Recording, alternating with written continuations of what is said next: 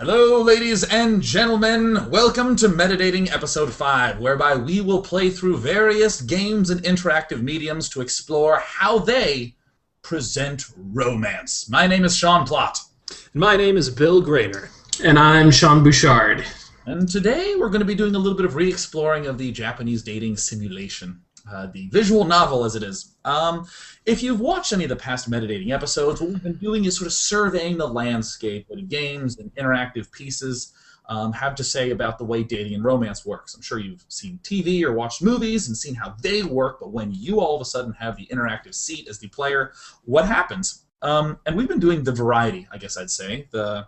We started with the visual novel, Hatoful Boyfriend, about dating pigeons, which was great.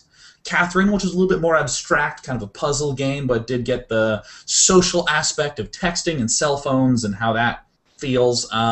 We did the independent game scene and did a little bit of exploration of how they're interpreting the whole romantic scene. Of course, Facade, which was highly conversational. And what we're going to be doing today is playing through another of the visual novels. It is Creative Commons, so you can get it if you'd like. There are free downloads and free torrents, legal, that is. We'll be doing a two-part playthrough, so that way you can watch part one and think, what would I do? And then go do that. And then next month find out how you match up with us in part two. So let's first introduce who on earth is on this show. Bill, I want to begin with you as you are number 2 in line. How are you? What are you drinking tonight? I'm doing well, thanks. I'm in a very festive mode over here for the holiday season. And I'm drinking eggnog with rum in it, in my Japanese glass. So begin with us at the front of that duck, Bill. It's a chicken duck, has some little kids on there, and they're happy to be there. There's the drunken mouse. And then the funny thing is, right here you've got a guy, sad leopard boy. Can I just say that this is the third time we've done this intro? You know, can I just say that this is pre-recorded? I just want to get this out there, and it's really hard to. Oh wow! Just drop that. Yeah. Remember what it is you said, because let me just be very honest. I nailed this on introduction number 1. Introduction number 1 was fantastic. Oh, it was so good, and I think that we're doing fantastic on introduction number 3. The fact is that we're all out of town on break right now, but we know how important metadating is to you, so we're recording right now with an audience of 1. The lovely Britt Wiseman, associate producer of Geek and Sundry, is the sole recipient of our maximum funny today. So our hats off to you. Thanks, Britt. Sean, what are you drinking? Oh, thank goodness! I have some really fantastically cheap sake that I picked up at a drugstore. So it's excellent. A drugstore, so you can get like Benadryl and sake and have what we call time traveling to tomorrow morning. Yeah, I think that's how it generally goes.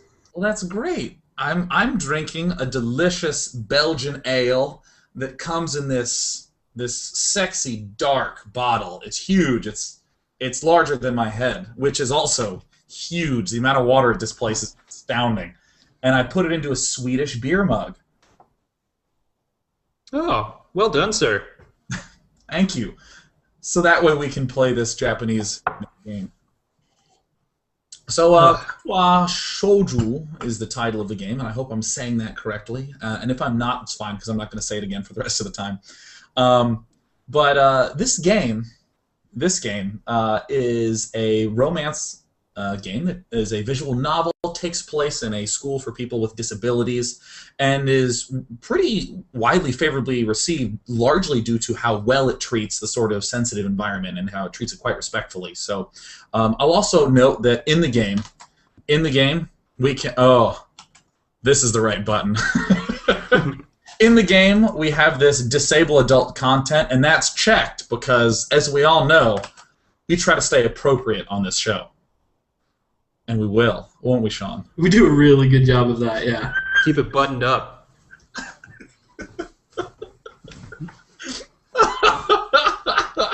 Oh, Bill, I find you to be so funny.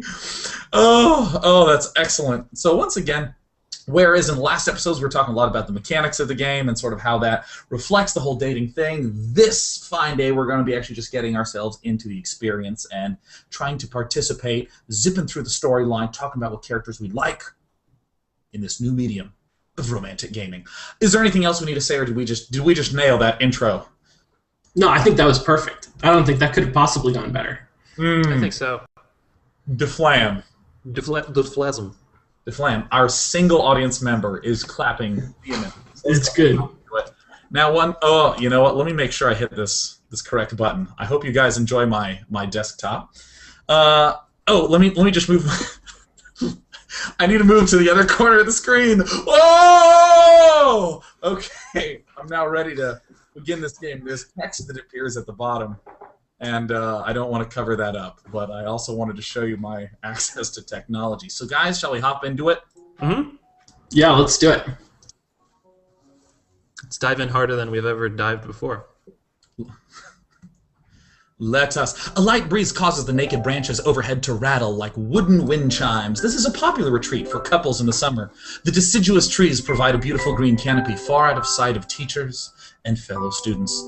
But now, in late of winter, it feels like I'm standing under a pile of kindling. That is a needlessly pessimistic view on the world. I breathe into my cupped hands and rub them together furiously to prevent them from numbing in this cold. And then this is, Just how long am I expected to wait out here anyway? I'm sure the note said 4 o'clock p.m.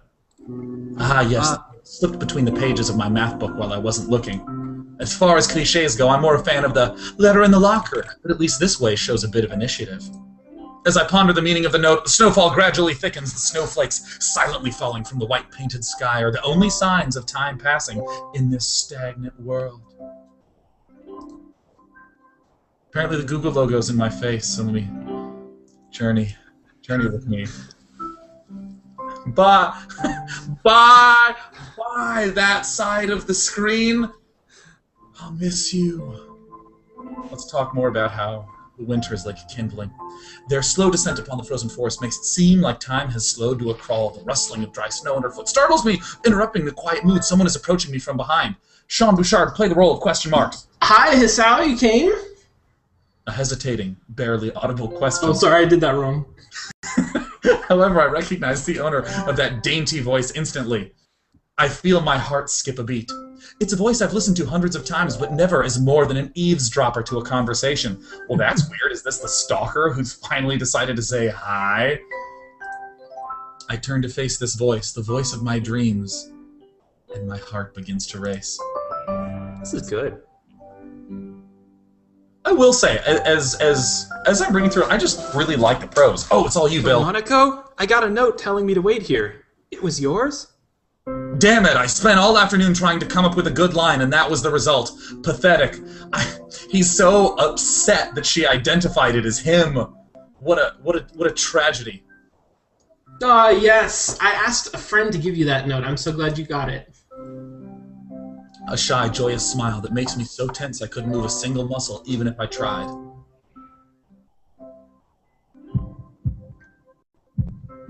And my heart is pounding now, as if it were trying to burst out from my chest and claim this girl for itself.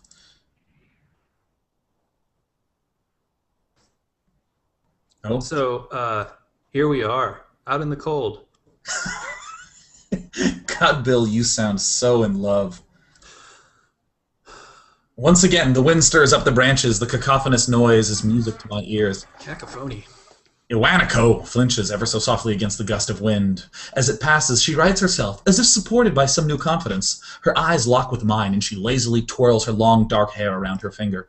All the while, the anxious beating of my heart grows louder. Wait, so are we the dude? Yeah, I think so. Yeah, no, you were definitely. Oh, sorry, okay, I'll read it more dudishly. Oh, yeah, you're Hisao. You're a dude. Okay. I think... No, definitely. All right, confirm 100%. I'll step on the Bronays then. My throat is tight. I doubt I could even force a word out if I tried. You see, I wanted to know if you'd go out with me I stand there emotionless, save for my pounding heart. Excuse me. I want to say something in reply, but my vocal cords feel like they've been stretched beyond the breaking point. Whew. They'll stretch a mile before they tear an inch. Hisao? I reach up and try to massage my throat, but this only sends spikes of blinding pain along my arms. Hisao? My whole body freezes, save for my eyes, which shoot open in terror. This is awesome. Hisao! The beating in my chest suddenly stops, and I go weak at the knees. The world around me, the canopy of bare branches, the dull winter sky, Iwanako running towards me, all these fade to black. The last things I remember before slipping away are the sounds of Iwanako screaming for help and the incessant clatter of the branches above. So we actually had a heart attack, you guys. Yeah, that's pretty good. The heart beating thing I find really intriguing, especially because as we're playing through this, it's essentially a play and pause movie. We haven't had any interaction yet, but I don't think that's a choice that a movie would ever make. It works in this medium, but it wouldn't work elsewhere. Well, it's interesting because, as the protagonist, you always think, oh, well, me, bad things don't happen to me unless it's in the form of a level, an obstacle. I'm going to try to get around that. Yeah, in America, we tend to have games where it's like, you're the chosen one, you have secret powers that you don't know about and don't want, but everyone watching the movie wishes they had. In this one, it's you had a heart attack. Well, it's interesting because, that's really clever, the play on, ignoring the medium, the play on oh, my pounding, beating heart, I long for you, you're so wonderful. And as she asks me a really basic question, to which I should just go, yeah, I don't, my heart pounds and sweat forms at my head and beads down, and then it turns out it's a heart attack. That's actually that's like a cute intro, the absolute classic standard beating heart is a heart attack. It's been 4 months since my heart attack. Yeah. A long show. In that whole time, I can probably count the times I've left this hospital room. In that whole time, I can probably count the times I've left this hospital room unsupervised on one hand. I can't even walk on one hand.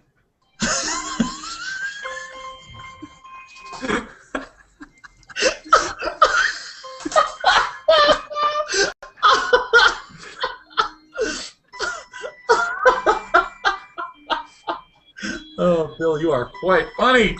That's excellent. 4 months is a pretty long time when you're left alone with your thoughts, so I've had plenty of time to come to terms with my situation. Arrhythmia. A strange word, a foreign alien one that you don't want to be in the same room with. A rare condition. It causes the heart to act erratically and occasionally beat way too fast. It can be fatal. Apparently, I've had it for a long time. They said it was a miracle that I was able to go on so long without anything happening.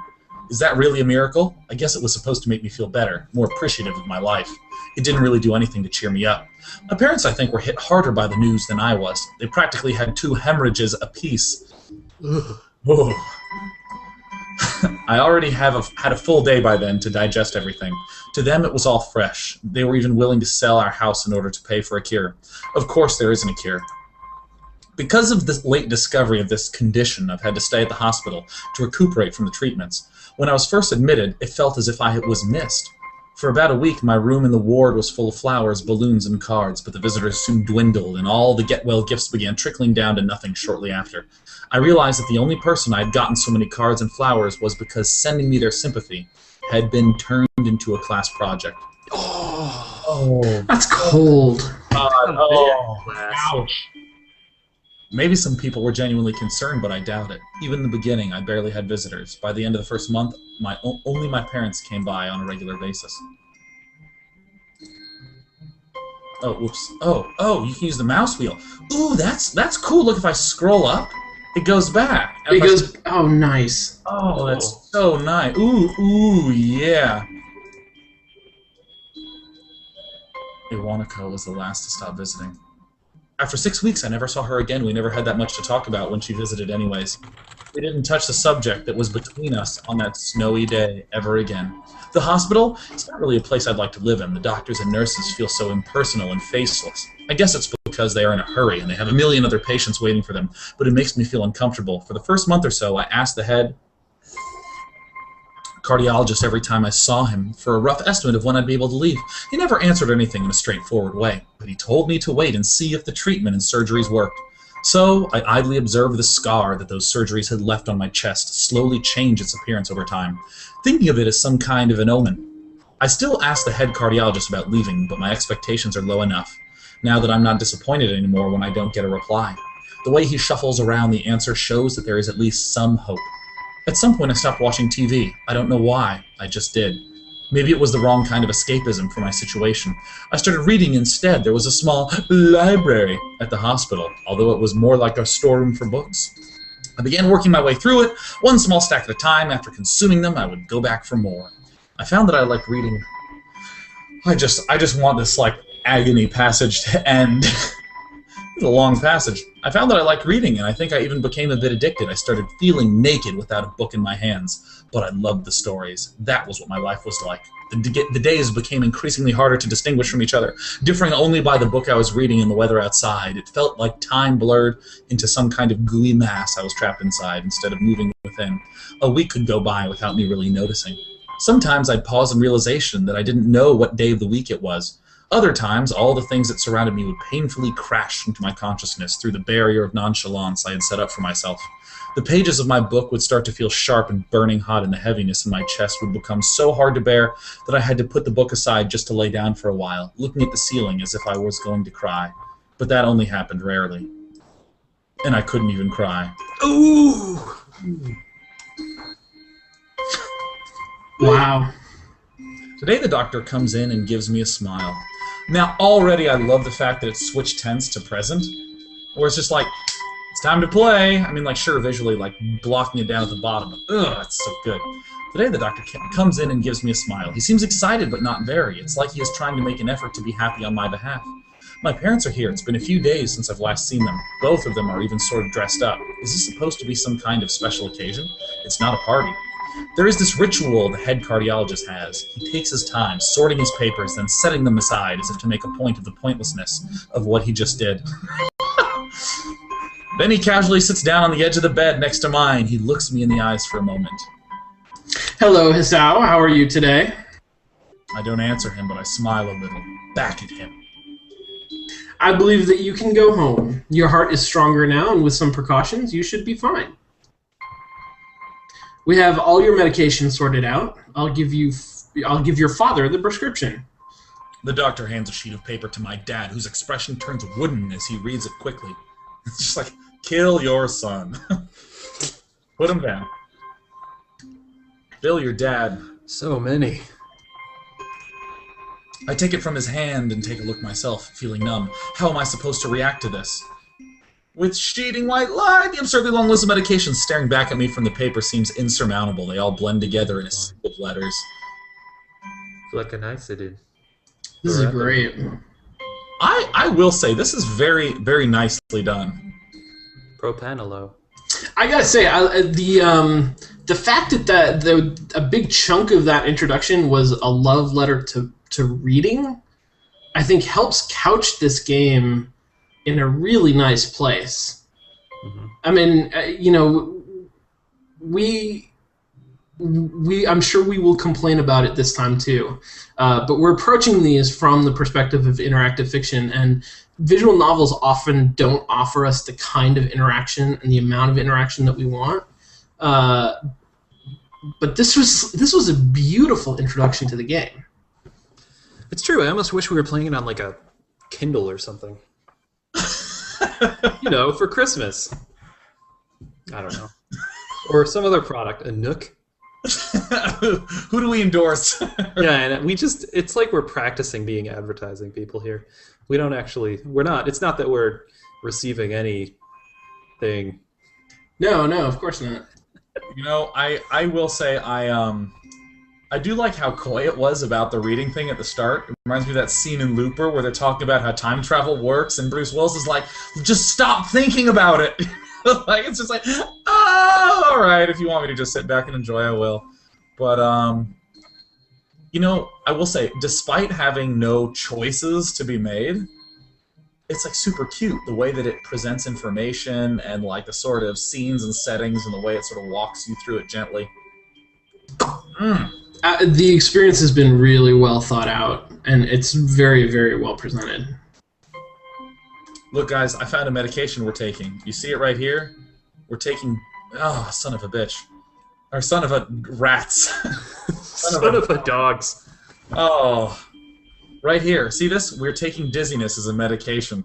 See how it's not as funny when I can't... Yeah, that was a good joke before. That was good. I nailed it. 10 of 10. All right. This is insane. Side effects, adverse effects, contraindications, and dosages are listed line after line with cold precision. I try to read them, but it's so futile. I can't understand any of it. Attempting to only makes me feel sicker. All of this for the rest of my life. Every day? Question mark? I'm afraid that is the best we can do at this point. However, new medications are always being developed, so I wouldn't be surprised to see that list fade over the years. Years? What kind of confidence booster is that? I'm in high school and I only think about tomorrow and how I'll rebuild the bridges I burned badly and nuked apart in the days prior.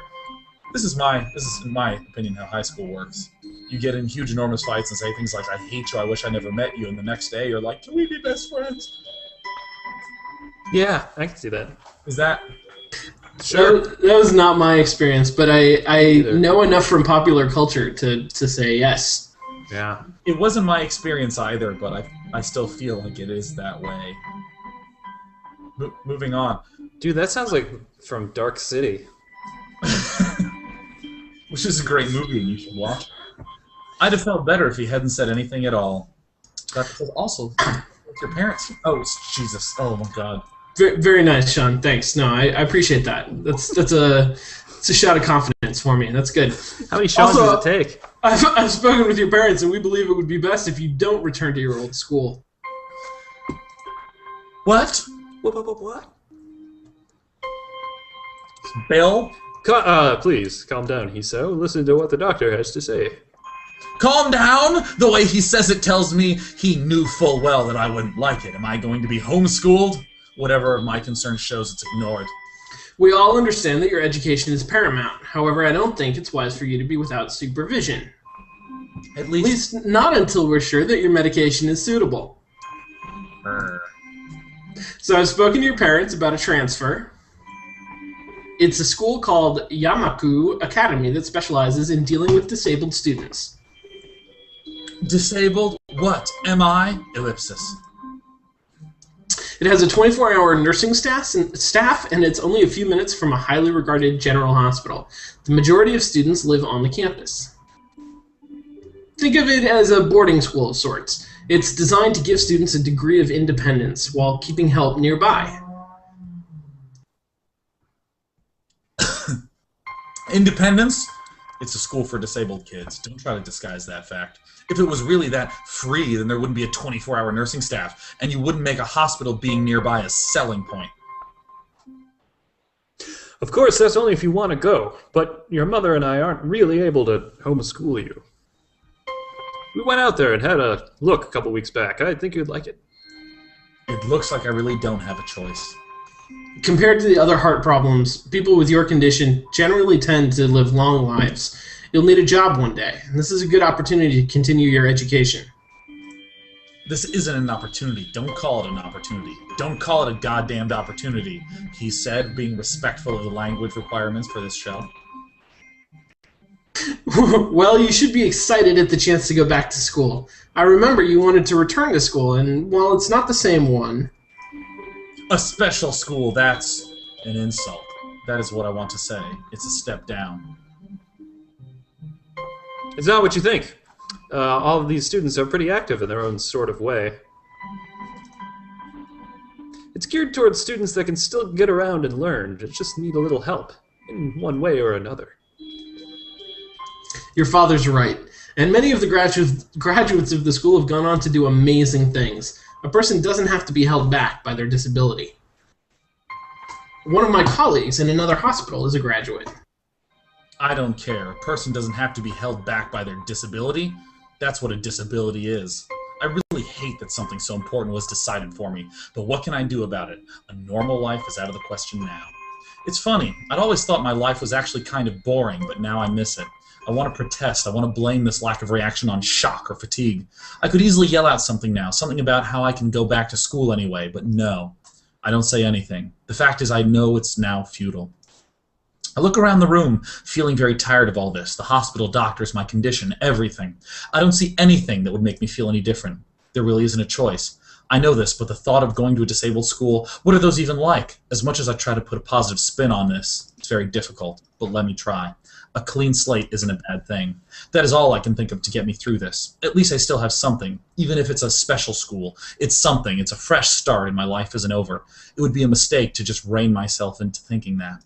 Where is it? At the very least, I'll try to see what my new life will look like.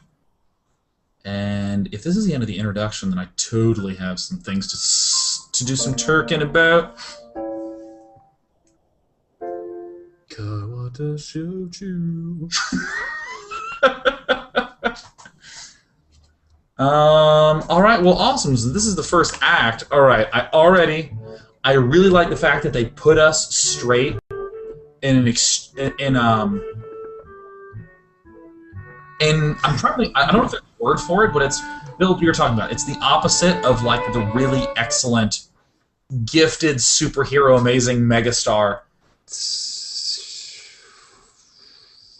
And, well, so it says you are going to a disabled school, but it's not even like a fictional sort of thing. It's not like, you know, you're in a world of magicians and you're the only boy right now who was born from wizard parents who can't use magic, you know?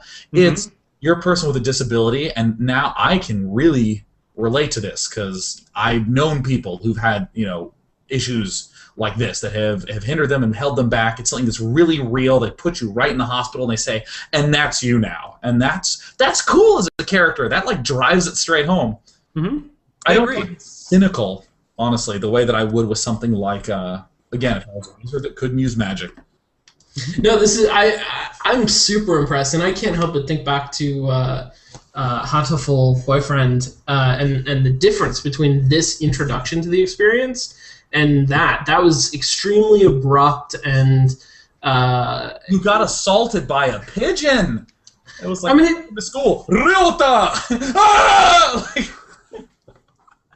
it was, you know, it and obviously it's a different kind of a game, it's a different treatment of the subject matter, but it just kind of threw you in. It didn't give you any sense of place, it didn't give you any identity to really hold on to. This has been, I mean, first of all, the writing is really good, the imagery is fantastic, but the fact that it starts off with the romantic theme foreshadowed right at the beginning, and then and feeling like a character who's in a completely normal situation that we can identify with, and then takes us through his journey to the situation that he's going to start in, just in a very neat way. I mean, I liked how the language changes when he's resentful of the situation that he's in, and I'm extremely impressed. I think this is a really smooth introduction. Yeah, I mean, I don't. I actually am trying to get more of a sense of game writing and stuff, and I don't really see how it's happened, but I feel very differently about this one. I feel like we have an inroad. Well, it's especially interesting that, well, first of all, just from like a let's ignore the medium perspective, it does a great job saying, okay, we're going to introduce a character with a disability and we're going to tie it right to romance. Like, that is the introductory scene, so then as we step into the romantic setting, we now, as the player, have a similar baggage that the character itself does. Also, and there's that interesting feeling of being robbed. That's actually a really common trope in games where you start out with an amazing character, and then I'm thinking Castlevania Symphony of the Night. You start out as Alucard with Alucard's sword and the Alucard shield, and then death steals all your equipment. Didn't they do that in like Kid? Context. Go ahead. You, Bill. They did that in like Kid Icarus or something, didn't they? Or some. They do it a lot. They did it in God of War 2. Yeah, they did it. It's a frequent trope. I mean, in games, it's typically because you sell the game on the first 5 minutes. And so you want the first 5 minutes to have all of the cool stuff in it. But then you actually have to have an arc to the game, so you got to take all of that cool stuff away and make the player win it back. Honestly, I think when you see it in AAA titles, it's usually very cynical. But this is a very different feeling than that, because you don't start out superpowered and lose your superpower. You start out normal. You start out in a very neutral pose where the player can identify with the character in a really strong way, and then it takes you back and says, "This is the situation that you're in." Mm-hmm. I'm sorry, it wasn't Kid Icarus. Kid Icarus, I'm just remembering when we got a cheat code.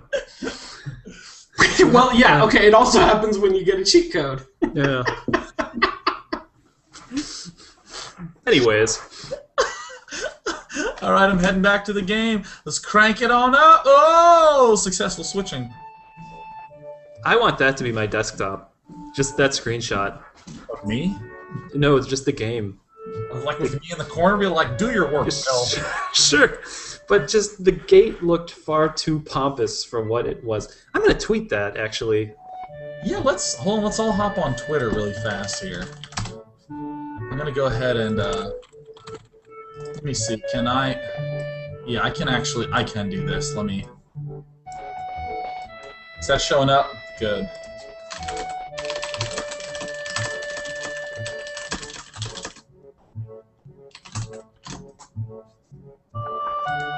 And there it is. I think we did good today, guys. That's good. That's gonna be a mystery to people until this airs. And let's retweet it to each other on the date of the airing, and also follow us on Twitter. Yeah, because we're going to launch a Halo game.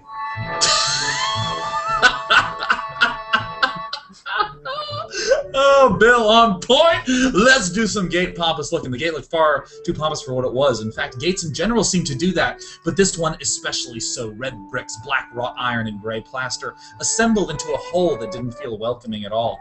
This guy's a huge gate critic. He's really upset about the way that this gate makes him feel. I wonder if he's projecting. I wondered if it looked like what a gate for a school should look like, but couldn't really decide. Probably no. Of course, I didn't want to get stuck on thinking about the gate for far too long, so I entered through it with a brisk pace that felt surprisingly good. Moving forward feels good. So I walked towards the main building. Again, I walked towards present tense. So crisp. I walked towards the main building of Yamaku Academy and with this brisk pace. I'm alone as my parents are taking my stuff to the dorms, and there's supposed to be someone waiting for me. The grounds are incredibly lush, filled with green. It doesn't feel like the kind of grounds a school would have, more like a park, with a clean walkway going past trees and the smell of fresh-cut grass and all other park-like things. Words like clean and hygienic pop into my mind. It makes me shudder. This is actually great writing. This is really clever to use the word hygienic in there. Awesome. I shake them off. Stay open-minded now. It's your new life. You have to take it as it comes. That's what I tell myself. A few big buildings loom behind the leafy canopies. Too big and too many for just a school. Everything seems off. It's different from what I thought I knew about schools. It's an uncanny valley. Even though I was told this is my new school, in the back of my head it doesn't feel like one. Turning down the music. I wonder if... Okay, he wonders something, but I skipped it. My bad. Speaking of that, I don't see anyone else here. Can you? Hey, wait, I wanted to test the mouse wheel thing. Oh! I wonder if this feeling is real or caused by my expectations of the school for the disabled! Speaking of that, I don't see anyone else here. It's kind of eerie. It makes me wish there was someone here so I could anchor myself to something tangible instead of having this feeling that I stepped into another dimension. The trees hum with the wind and the green hues flashing all around me catch my attention. It makes me think about hospitals again, how they say that the operating rooms are painted green because green is a calming color. So why am I feeling so anxious despite all this greenery? ... Only after I stand in front of the haughty main building, I surprise myself by realizing why the gate bothered me. It was the last chance I had to turn back, even if I had no life I could return to. But still, after entering, there was absolutely no way I could go back anymore. Feeling nervous with this realization set in my head, I opened the front door. As simple as it is, I like this change. Where it's just like, fading. A tall man with bad posture notices me as I enter. We're the only people in the lobby, so it's only logical. You must be Niki? Oh. Nakai. Come on, Hisao. So you are. Excellent. I'm your homeroom and science teacher. My name is Mutou. Welcome. We exchange a handshake that is neither firm nor sloppy. He looks at his watch. I never described a handshake as sloppy.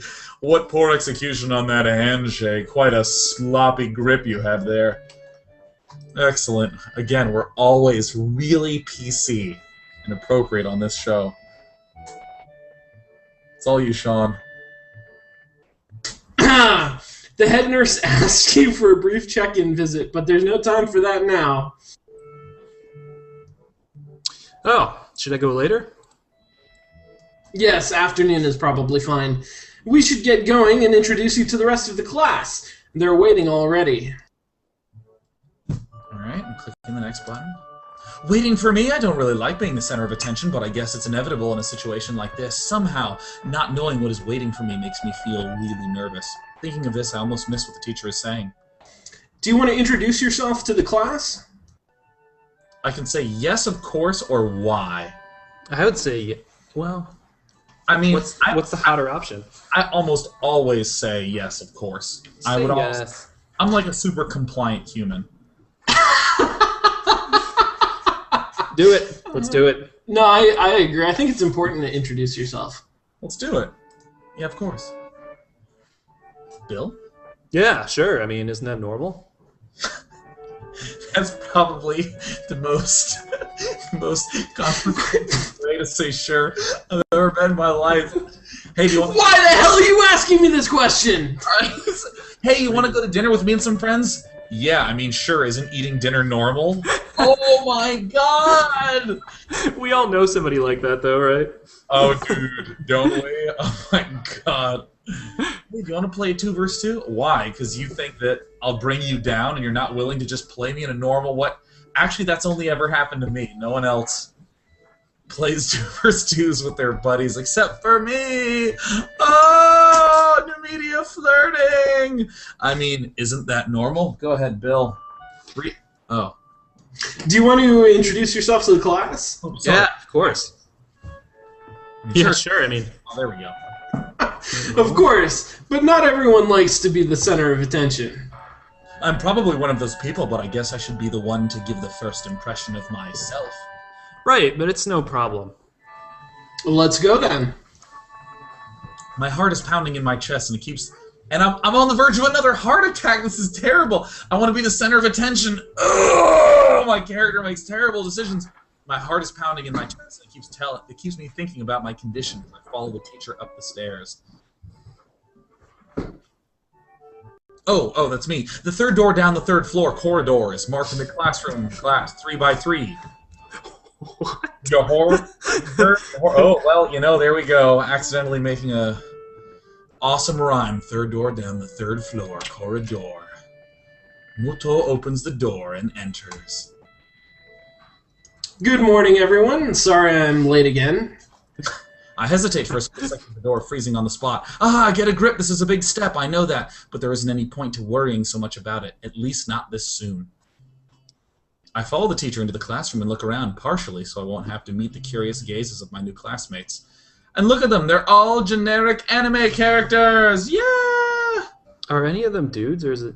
What about the one in the middle? Oh, I guess it is this is dude. Everyone in green is a dude. Even the front left? Yeah, front left. This is indubitably manly due to the green outfit. Yeah, totally. That's a dude headband. Dude band. No doubt. I mean, I will say that is something that I think is regularly an issue, is the androgynousness of all people in the anime series. But I think we solved it. It's pretty spacious. Let me go ahead and switch on over. Good job, guys. I'm glad we were able to solve that one. Yeah. Well, this It's closed. This is a screen when we're playing the game, and this is when it's like, let's make a conclusion, okay? That's a man. All right, let's get back to the gameplay. All right. It's pretty spacious. The ceiling is unusually high, and there's a lot of space left over around and in between the desks. An entire wall taken up by blackboards, and the high, old-fashioned windows only make it seem larger. The students' desks are just standard wooden desks with a shelf underneath for books and wooden chairs. With That's patently not true. Well, They describe the desk, and it's not actually what we see in the picture. There's no shelf. Where's the shelf? Where's the shelf underneath for books, huh? Huh? We caught him, Bill. Quickly, get on Snopes. Let's get on Snopes and make a post. Snopes and tropes. Yeah, I hear that the student desk had shelves underneath. False. This rumor was spread by reading. Heading on. Keep it going. I stopped walking in front of the classroom and faced the other students. They all look normal, like students in any other school. But then, why would they be here? They're probably like me and have something wrong with them. It's only just not immediately obvious. Then I noticed that one of the girls seems to be missing the thumb of her right hand. It's a little jarring. Despite the natural tendency to listen when someone's talking to me, I tune out the teacher's speech halfway through while he introduces me to the class. Look at this guy. Look at him. Oh, he's not even wearing green. Maybe only we can see him. He is having a blast. I notice a flash of dark hair and see that someone is looking at me, a girl with really long, straight hair that is pretty eye-catching. As she sees me looking back at her, she covers her face with her hands as if it will make her invisible. You know, let me just note one thing right off the bat. Most of the time when I'm playing a game, if something looks silly to me, I'm going to point it out and be like, ah! Like, for instance, this character back here just looks quite silly. That man right over there, look, I can even physically point to him. But the fact that we've already established this as a school for children with disabilities. Oh, you're right. It's this interesting form of guilt. Because I remember I was like, look at this guy, he's having a blast. And I was like, oh my god, the setting. It's amazing how instantly it makes you focus on what the setting is. This is going to be bad. I think it's a credit to how well they've set the setting, how they've established it. Because it would be easy to throw us in here and not have that feeling of, like, this is something that we ought to really treat with respect. I guess I just don't have a conscience or something. Go on, Bill. That's the start of a speech. Tonight on MetaDating, Bill turns out to be a sociopath. Dude, actually, okay, I can hop in. I had an amazing dream one time. So I like to snooze when I wake up, right? I wake up and then I snooze for 10 minutes. And I always have amazing dreams during that 10 minutes. And I had a dream that I was at a psychologist, and the only thing that happened was she said to me, wow, so you really revel in your slight sociopathic tendencies. And then I woke up. And then how did you respond to the doctor having gained consciousness? I didn't. That was it. That was the whole thing. I just woke up and I was like, wow. You turned over and looked at your girlfriend and just pushed her off the bed and fist pumped. Myself. Wrong diagnosis, Doc. I'll snooze tomorrow for the prescription. I hope people understand why we laugh silently, right? The MetaDating veterans. See, this is it here. Yeah, you know, technologically, because I'm mixing both my audio and the game audio, you will either hear me and the game audio, or me laughing and the game audio, or you will hear exclusively Sean and Bill. There's a channel where it's one or the other, and we're trying to bring you maximum giggles. Just look at the photos of us giggling at the bottom and know that we all, in fact, have good senses of humor, as well as Bill, despite being a sociopath. You are actually invited to fill in the laughter sounds for yourself at home with friends. Yeah, just as we're taking over the roles of the characters, you can assign yourself to one of us and then laugh when it's appropriate. I'll be Bill's laugh. Ha ha ha ha ha. Oh God, future chat to whom we are addressing that isn't Britt. Thank you for your patience. Britt, Brett, the woman in the audience, is just really continuing to encourage us through our visual novel adventure as we step on in. There is one boy with a cane leaning against the lockers at the rear of the class. It's weird seeing someone so young with a cane. Another girl seems to be making some weird hand motions. Sign language? She peers at me over the rims of her glasses and then goes back to whatever she's doing. She's kind of cute. So is the cheery-looking girl with pink hair sitting next to her. She's really hard to miss. I don't know who... beer. I don't know how I didn't notice her the moment I walked in. Please welcome our newest classmate. He claps his hands, and so does everyone else. Sorry. It's probably not worth drowning you out for. Well, no, I figure it would be really cool if it was just one clap. He's like, "This is Sean." That's what I thought. That's it's a punctuation. That's so Greek. And then the fact that everyone else just does it once, it's like in 300, it's like, "Soldiers, what is your occupation?" And they all clapped. That may have not happened in the movie. So anyways, he claps his hand, and so does everyone else, except one girl in the front row who has only one hand. I cringe a little. Bill, you have no conscience. Bill bursts into laughter and covers his hand, and even giggles about the miserable leopard-dressed man at the back of the duck. Show him. Show us the miserable man at the back of the duck, Bill. Bill loves this poor man's misery. Make some noise, Bill, so they can see. Hey, sorry, yeah. Look at the thing! Scrooge! Scrooge!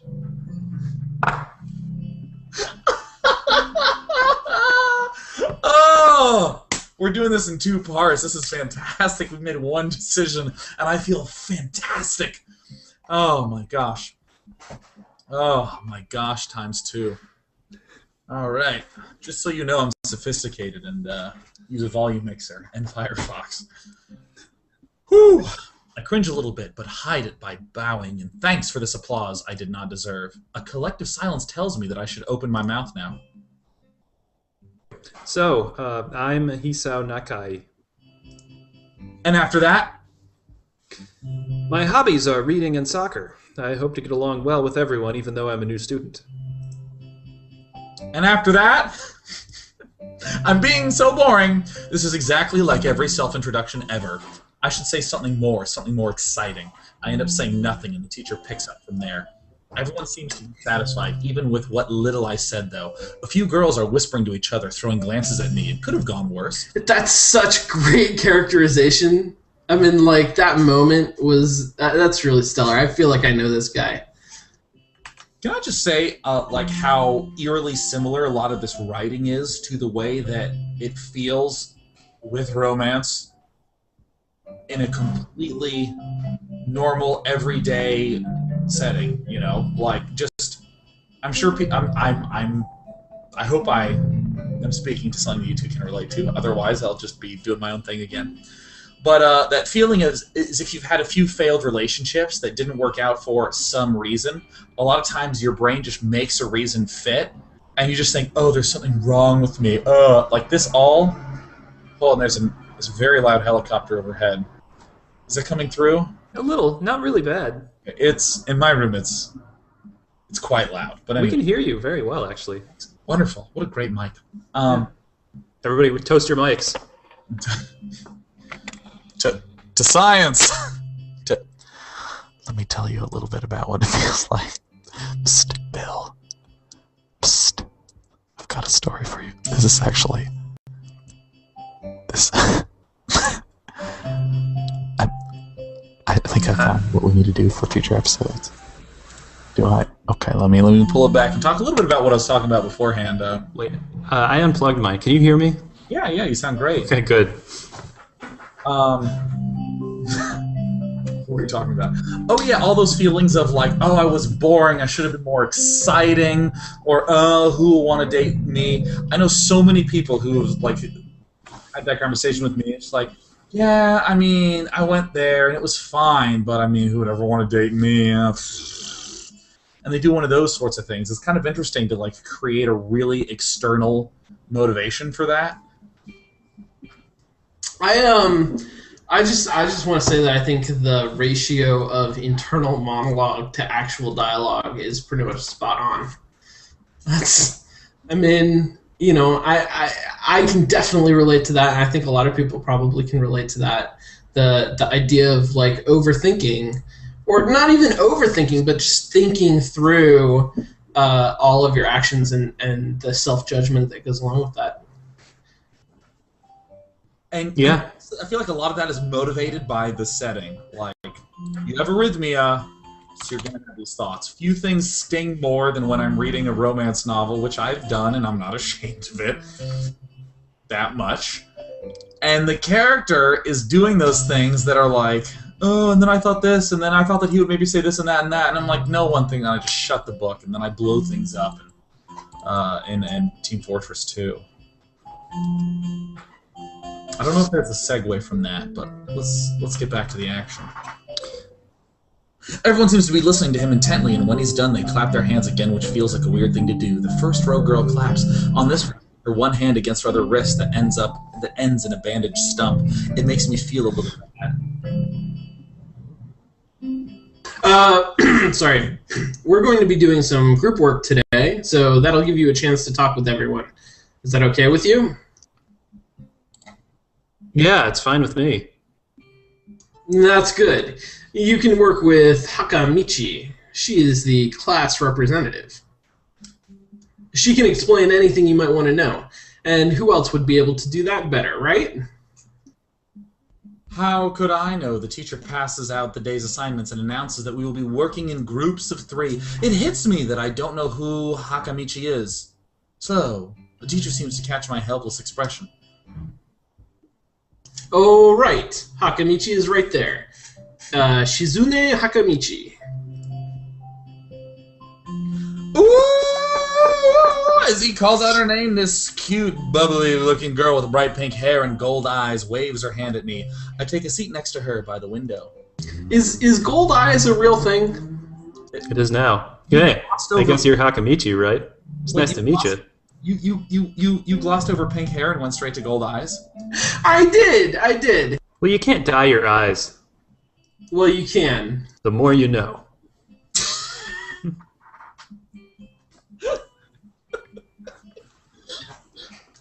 Okay, so pink hair, and bouncy curly things like that says bubbly to me. Like that's really painting a picture in the same vein as the text. Gold eyes is something I've never heard of before. I have no associations with that. I'm wondering if is that something that should ring a bell for me? Well, what I really like about it is I know authors do what's called tagging. Is, similar to how an author will ground you in the setting. Like if you're in a graveyard, they'll constantly reference the sort of eerie stone around and the sort of tangled roots at the bottom of a tree, just so you keep reminding the reader, hey, this is where I am.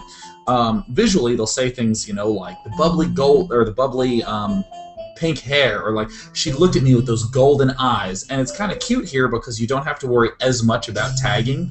Once you've established this is the character, and this is the personality, and then you show me a picture, and this is the first girl we've seen, super impactful. Now, you don't even have to do as much of that. You just have to have her say things with the text dialogue. So it's a really clever way for you to get, really mentally acquainted with the character swiftly. Actually, that's a great point, Sean. This is the first girl that we've seen. We never got a real picture of the girl from the beginning, whose name I can't even remember. Did we? I mean, it was like Ikiwana, but like... Yeah, Ikiwana. Didn't we get a silhouette of her? I think we saw the back of her head, and there's a few times when I've checked out the back of the head. All right, yeah, that's good. Did I do it? You did it. You did it. That was it. Let us return to the game. It's all you, Billingsley. Hey, I guess you're Hakamichi, right? It's nice to meet you.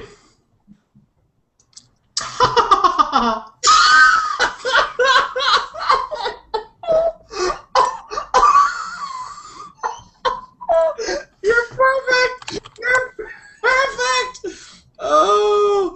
Oh my my god! Oh, I can't wait. Oh, Shizune is played by Sean Bouchard. Oh, yes. What? I'm caught off guard by her laughter. That I am.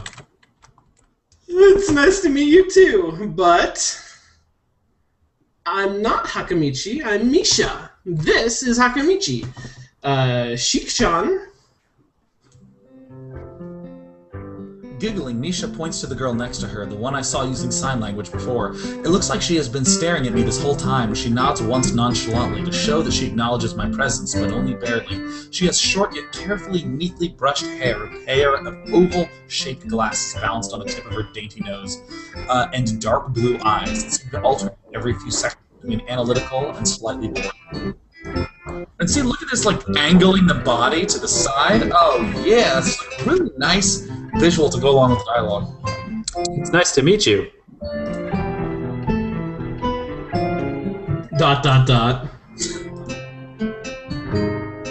She immediately looks at Misha, who smiles and makes a few quick gestures with her hands. Hakamichi nods and makes a few gestures of her own. I start to wonder if the teacher was messing with me, saying things like, "You'll be able to talk to people," and "Who better to explain things to you?"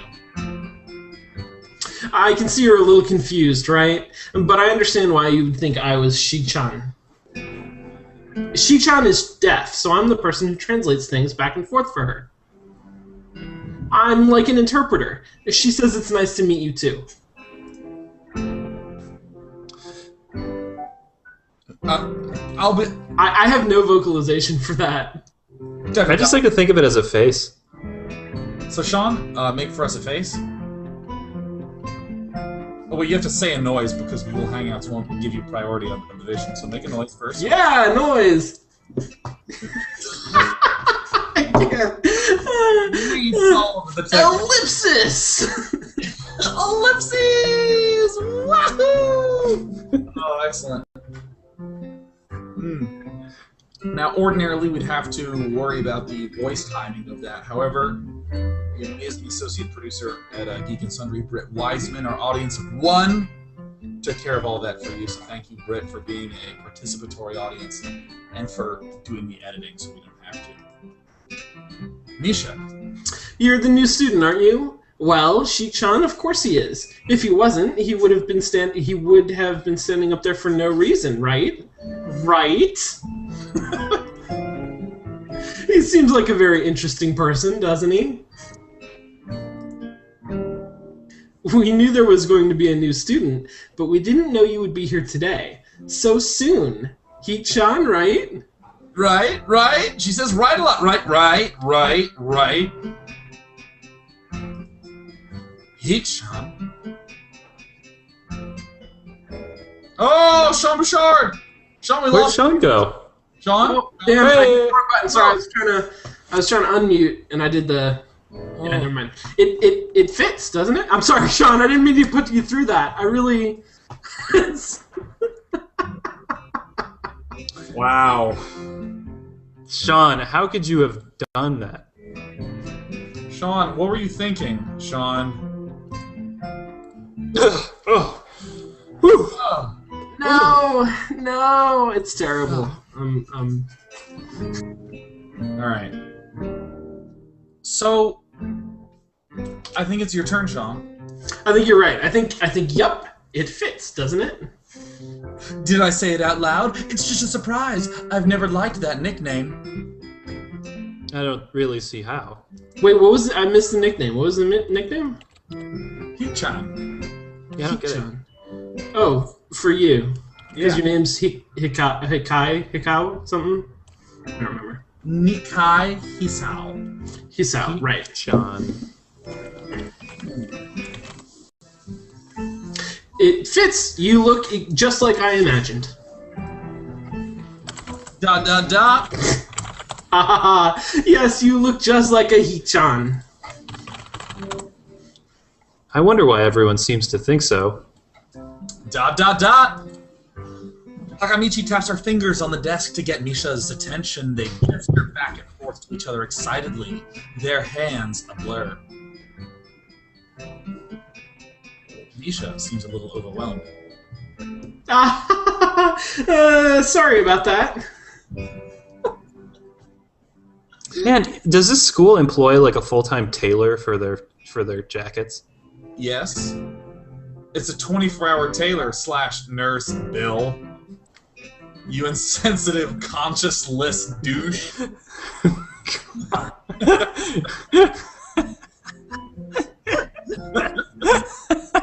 Read your part, Sean. Oh, you already did. Oh, sorry about that. Oh, you, Sean. Shi-chan wants you to know that she's the class rep, so if there's anything you need to know, you can feel free to ask her. ... Do you like the school so far? We can show you around a little if you haven't had time to walk around and familiarize yourself with it. Misha stumbles with the hard word a bit, making it stick out on her otherwise fluid translation. Thanks, that would be pretty helpful. Yeah, I just kind of came straight to class today. ...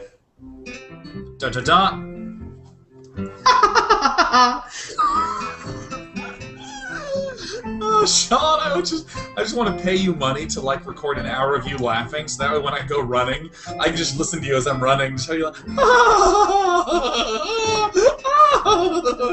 I'm like, I'm so healthy.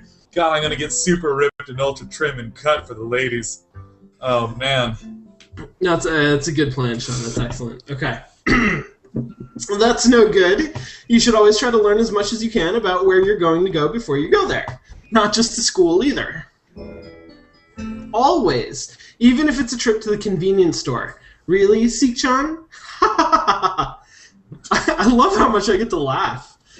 Learn about where you're going. I guess I didn't bother to do that, or just didn't care enough to do so. I didn't look forward to this even, if I committed myself to going along with it half-assedly. But anyways, I don't say anything, and Misha signs something that ends in a shrug. What was that?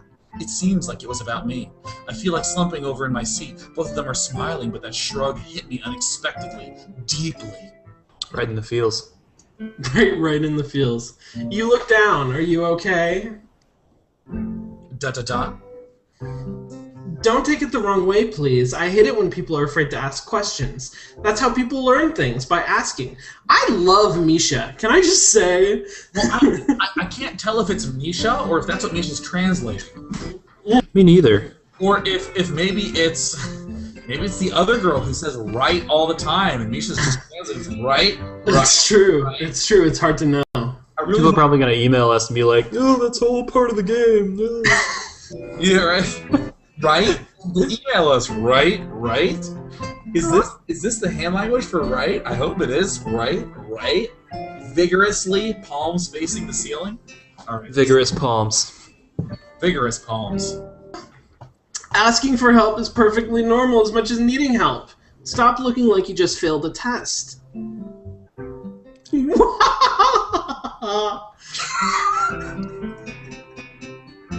All right. ...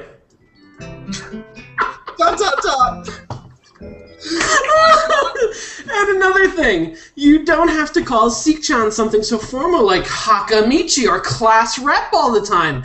Just call her Seek-chan. ... Okay, maybe that's too casual. Maybe Shizune would be more appropriate. Yeah, I've been saying her nickname wrong this whole time. Yep. Shizune is fine. Okay, that'd be a lot easier for me. I feel a lot more at ease. Both of them seem so friendly, so I feel like an idiot for being so apprehensive earlier, especially about Shizune, who I assumed would be all business. Well, she still seems like that. Just less so, I guess. ... Exclamation mark! Huh? Oh, right! We haven't even touched the assignment! We should start work now, or Shi-chan will get mad. The assignment is also kind of long, so we should start now if we want to finish it before the end of class.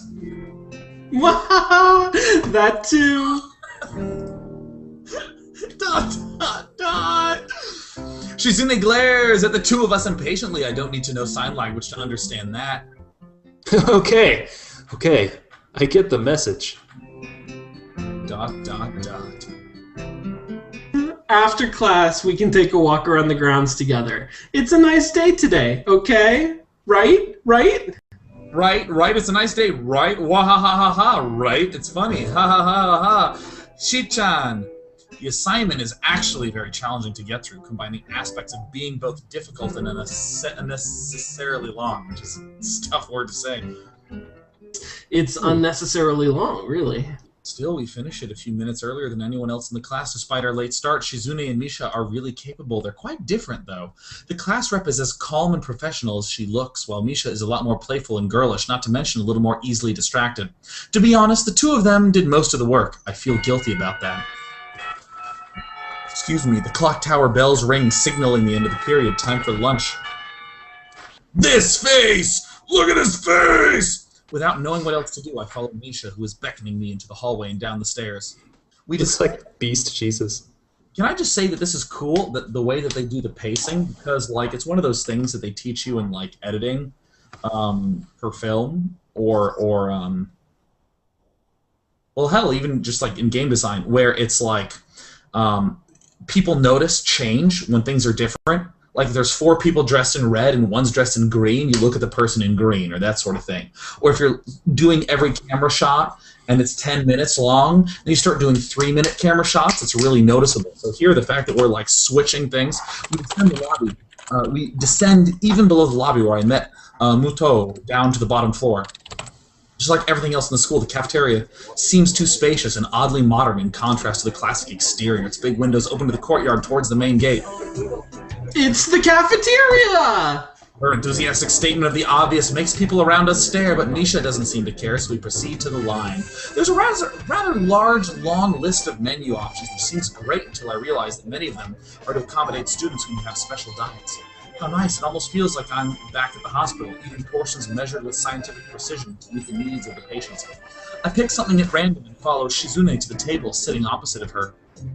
As I nibble indifferently at the food I'd rather not eat, Misha pokes me in the side to get my attention and points to Shizune. Da-da-da. I don't understand signs, so the point escapes me. Maybe looking at a person who talks to you is proper and polite. Do you want to know something? What? About anything. We're your guides, so you should ask if there is something. I wonder. Should we just be like, hey, Shizune, tell me about your deafness? Let's do it.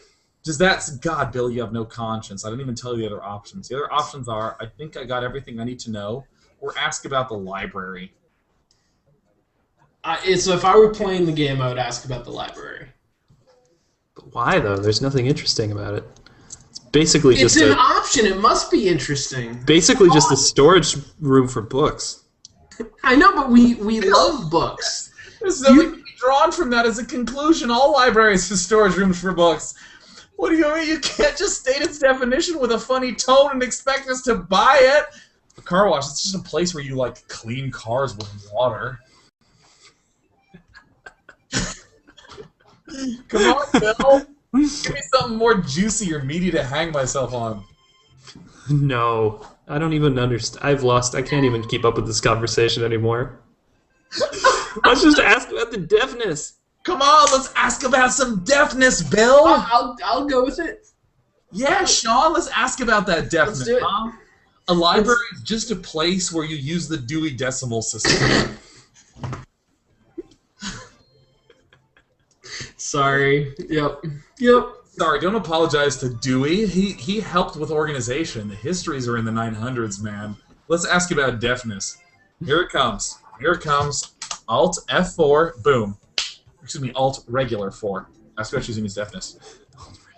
Shizune intrigues me, and I kind of want to ask her about something. But I can't really ask about something that personal, can I? I can't come up with anything else to ask, so I just focus on my food while the girls talk between themselves. That's interesting. What the... Why did it give us the option? Why didn't it... Oh my god, that's amazing! What? It should have just said no! Hey, do you guys remember when you were playing Judith? Mm-hmm. I mean, like, this feels like the exact same thing. Where you say to do something and the character is unable to do it? Yeah. For emotional reasons? There's, you know, I I'm really, really curious now to play further and see if this was intentional. But given the amount of thought that's gone into the game so far, I feel like this is a very deliberate thing that's shutting us down on that choice. I feel I gave an interview today where we talked about how game design is essentially behavior modification training, and I feel like this game is trying to teach me the appropriate way to interact with people. That was not an appropriate question to ask, Sean. You should not have selected that choice. The game is not going to recognize it. Well, it actually makes me feel a little bit like maybe there's... if we had had previous options, I would think maybe there's a secret point system going on, you know? Kind of like in Facade, where it was like, melons, and they're just like, all right, get out of here. That's our appallingness quotient. If it gets a little bit too high, it's like, get out of... Oh, that really... What was his name? Doug? It was something really just flat and boring. Trip. That's unusual and interesting. However, I guess what I really wanted to do is take a pot shot at all Dougs. But, you know, I just love how Trip was like, well, okay, I think you're tired and need a nappy nap time, so let's get you out of the apartment. That's actually a really good Trip. Go ahead and watch MetaDating episode 2 to know what we're talking about. God, Trip sucked. Oh. I can't disagree with that. Well, we're getting meta right now, but let's go ahead and come back. I like what you're saying, where it's like, no, you don't ask that, because I will say that I think is the one thing that is the number one fourth wall breaking thing in chat. Not in chat, excuse me. In games, period. I'm reading the chat while I'm talking, so I said chat. Let me say that again. The number one most fourth wall breaking thing in game dialogue is when there's complete and total dissonance between the setting and what you ask. And that sounds way too vague, but I mean, I'm going to take Mass Effect, where you go up to some person you've never met and you're like, tell me about the Citadel. And he's like, well, the Citadel was founded in blah, blah, blah, blah, blah, blah, blah, blah, blah, blah, blah. And it's a really great place to live. I've grown up here trading my whole life. And then you say, tell me about the Volus. You just completely change subjects. You're like, I didn't tell you about trading. You should ask him about trading, because that's the way normal conversation works. I'm not going to go up to one of you guys and be like, hey, how's work going? And then when you're done being like, do you like blue cheese? And then when you're like, well, no, I actually hate blue cheese. Would you buy a woodcutter? Like, there's a connection between them. I look odd if I start asking you about weird things. And the fact that it gives me options like that are very stark and defined and clearly separate, and yet when I ask one, it's not what my character does, it's what my character thinks about choosing that as an option, staying in the moment. I think that's so good. I agree. I think you put it very well. I think you put it very well. I just want to comment on this for my own personal reasons. I want to mark this in my memory, because this is actually a great example of the system. It's not teaching you.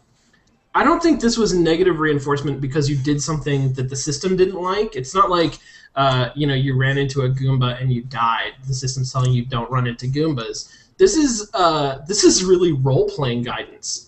This is telling you chose an option that was not an option that the character would choose. Role play better. I think that's fascinating. I think that's really interesting.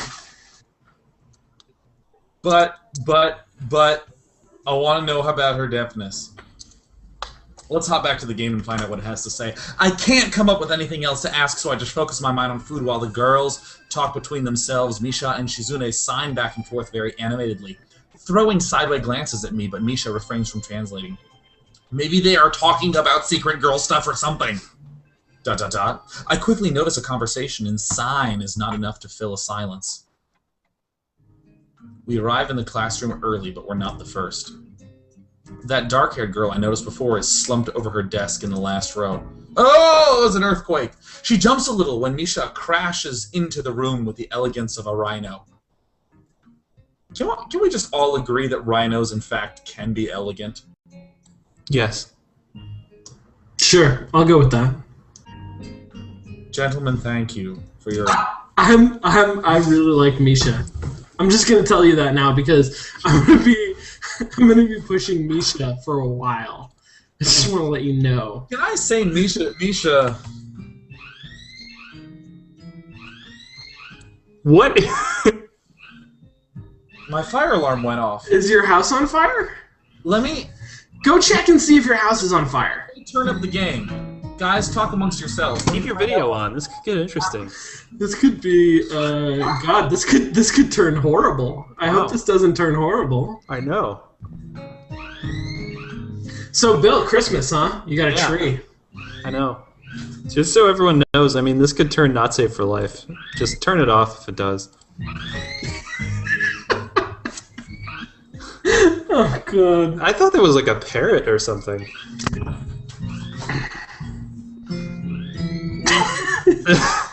Sean, should you run? Should you be running away?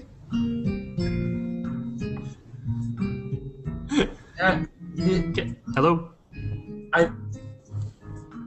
Everything's okay now. Did it stop? What happened is I went out and I was like, the alarm's going off. And they all went, I know. Like I'm an ass for noting the fact that an alarm is going off in the house. Like, that's not normal. Like, yeah, Sean, of course the alarm's going off. Do you see the lights? And I'm like, can you turn them off? I'm in a show. And you know what they said? They said, I know. And I'm like, you can't know that. It's 10:30 at night. We're pre-recording. You don't know. And it's loud. And then we had a fight. Look, that didn't happen. I just kind of went, it's loud. And they were like, I'm sorry. And then I came back. No, that's good. I asked Bill about his tree. So that's what you missed in here. And what information do you have to relay? Is it something notable to the crashing elegance of Misha the Rhino? It's it's 7.5 feet tall. 6 feet wide and soft as a downy chick. So kind of like a rhino. Wow. Soft as a downy rhino with horn made out of quills. I think so. No, things are just very, very Christmassy around here. And as I was telling you guys earlier, I now associate Christmas with Doctor Who, so if anyone can tell me which two doctors my outfit is referencing today, send it to the feedback. I mean, I almost feel... No, I can't spoil it, because you told me. So let's go to the game. Let's go to the game. Let's do the show. She shrinks deeper into her seat. I can feel her tension all the way from here, as if she were slowly turning into stone just from our presence. Misha and Shizune either don't notice or don't mind it as they walk directly past her to their seats and begin to converse. I'm left wondering about her, even when the classroom slowly fills with the other students and finally the teacher. Getting into the rhythm of school feels strange. It's as if my brain remembers how this is done, but my body doesn't. Towards the end of the class, I start yawning and counting the minutes left. I shouldn't be this tired on my first day of school. Maybe it's the long time spent in the hospital that made me like this. I'm feeling physically weak and lifeless. Before long, the final bell rings. School is finally over for the day. Beside me, Misha and Shizune are having a short conversation. After a bit of deliberation, Misha turns to me. Unfortunately, we can't stay and show you around today, Hee-chan. We've got to hurry already since there's a lot of work for us to do. You'll find your way around here, I'm sure of it. Ah, wait. The teacher said I'd have to see the nurse. Where do I have to go? Oh, is that so? We can at least show you that much. Come on, the nurses have their own building, so we have to go outside. We join the flow of students making their way down the stairwell and outside, with the girls pointing out the other senior classrooms in the same hallway as ours. When we get outside, the girls make their way to the smaller building right next to the school. It's built in the same style, so it looks like it's actually part of the main building. This is the auxiliary building here. There's a lot of official important stuff inside, like the Yamaku Foundation office and all of the nurses' offices. They even have a swimming pool. How is that official? Don't be silly, Hee-chan. It's for physical therapy, of course. Anyway, all the nursing staff facilities are in there too. The head nurse's office is on the first floor.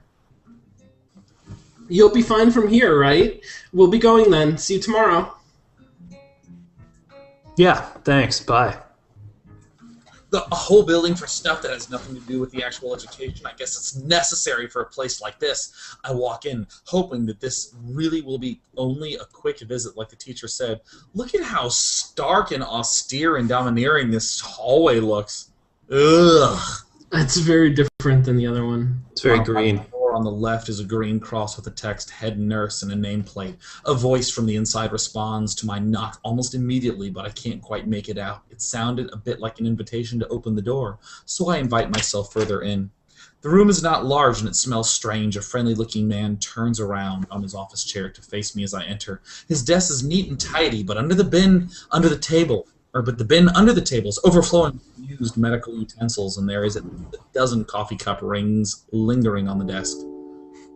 Hello there. What can I do for you today? He is young-looking and sort of rugged, but the dimples in his cheeks wash that impression away when he smiles. Are you the nurse? He smiles like a person who has heard the same question hundreds of times.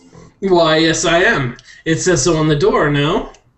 You can call me by my name or just the nurse like everyone else. Call him Smiling Man.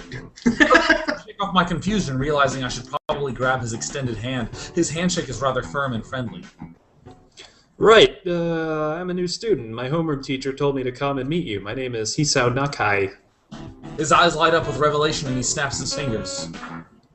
Oh, you're that Nakai! I was just reading your file in the morning. Some kind of chronic arrhythmia and related to heart hey. muscle. Oh, Jesus. Hey. Oh, God. Hey! I can't believe I've done this. Some kind of chronic arrhythmia and related congenital heart muscle deficiency, right? I can't do it like you. Some kind of chronic arrhythmia? He gestures me to sit down in a vacant armchair in front of his desk. Yes. Good. Well, you've probably been briefed about the school enough, so I'll just go over this quickly. We have all kinds of facilities available, mostly physical therapy and such. There's always someone from my staff around, even at night, so never hesitate to call us if there's a problem. Nice cat, by the way, Sean. I know, right? Introduce the cat to the stream. This is Shiro. She's not going to like me doing this. Say hi, Shiro. No? Oh, kitty pie. Oh, okay. The famous 24-hour nursing staff. Wow, this is like a hospital. I gotta go turn on my heater. It's getting really cold. All right, Bill. I'll play while you change. Play me, and then I'll ask you. You can bring me up to speed. All right, just a second. Go. Go. Well, not exactly. For instance, we don't do brain surgery here. His joke feels so out of place. I'm thinking why he even said it. Oh my God. Yeah, just that it's really weird to have so many medical people at a school. You'll get used to it. I'm not so sure of that myself, but I don't let the nurse know it. Now, let me just find your file again. While he searches for something from his computer and shuffles stacks of papers around, I let my gaze wander around the room. It's the epitome of generic, I'd like to say.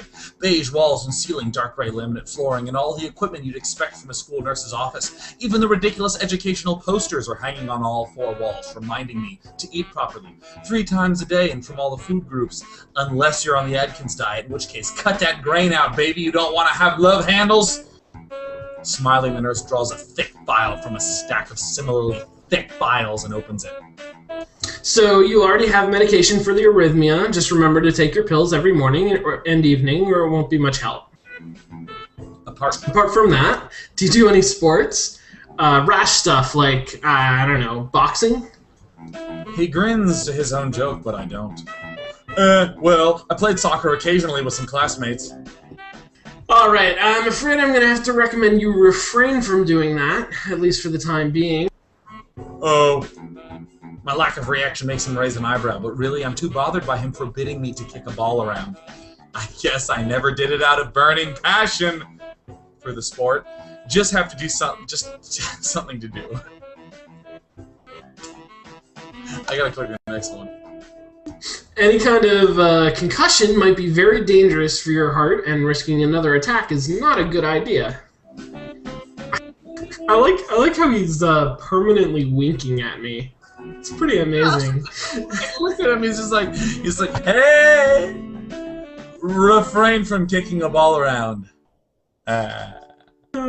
Was the previous one caused by a sudden concussion to the chest area? There is no mention of the cause in your papers.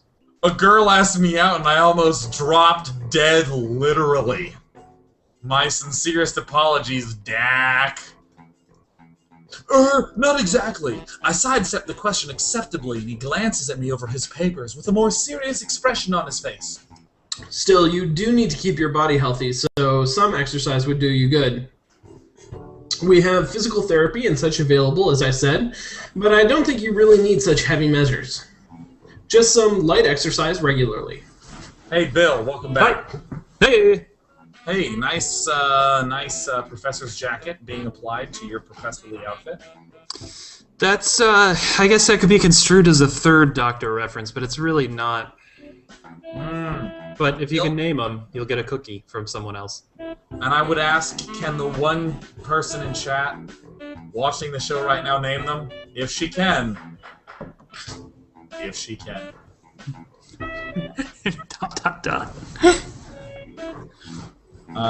We'll find out. Now, I go... Oh, she can't, even though we said it before. Would not want her in a match game. Now have Bill. Yes. Catch you up on things. Okay.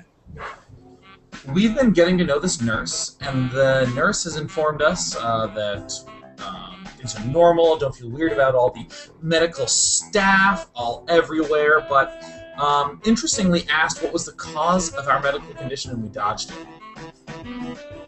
Hey, really? I don't know when this happened, but he's no longer winking at me. Whoa! Whoa! He wasn't to start with.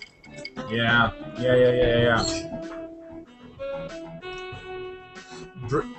Brisk walks, or even light jogging, jumping rope, that sort of thing.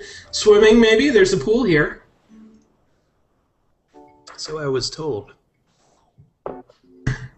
You were? Very good. At any rate, I'm sure you've been told this before, but you need to take care not to overexert yourself.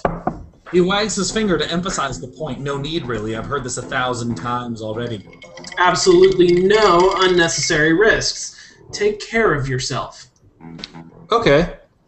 He goes over my papers one more time and sets them on my desk, obviously content. Good, that's it then. Come meet me if you ever need something. I'm ushered out before I even realize it. A quick visit indeed. I end up standing in front of the main building and the auxiliary building, although to my eyes they still look one and the same. It's the first real look I get at the other students. So I watch people coming out of the school going towards the gate or the dorms. Everyone seems to know where they are going. And I still keep thinking that most of them don't look too special for being students at a special school. Then again, neither do I. Does that make me one of them? Us? I should go somewhere too to prevent me from getting lost. It's around dinner and I feel hungry, or I feel tired instead of hungry. The weariness in me only grows as I trudge towards the dorms, set a little way apart from the main building complex. There is a garden of sorts between the school and the dorms, shrubbery, flowers, and that overbearing smell of fresh-cut grass that fills the atmosphere. It dawns on my tired mind that the smell feels novel because I haven't been outside at all for far too long. The dorm building is big and made of red brick like the others. It feels way too pompous for what it is, so I push forward, going inside. It takes more time than necessary to fish out the key that I was given from my pocket. Room 119. Did anyone miss the 911 backwards reference? Oh, I totally did. I totally missed it. Dude, come on, 119? You guys must not play as much text twist as I do. I anagram that in a heartbeat!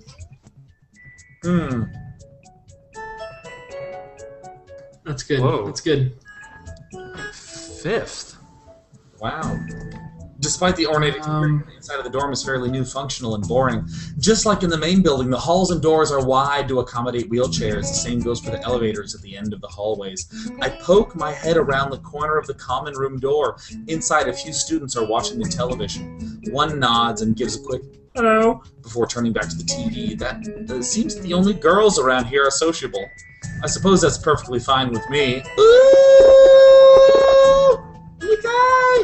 I climb the stairs to the upper floor.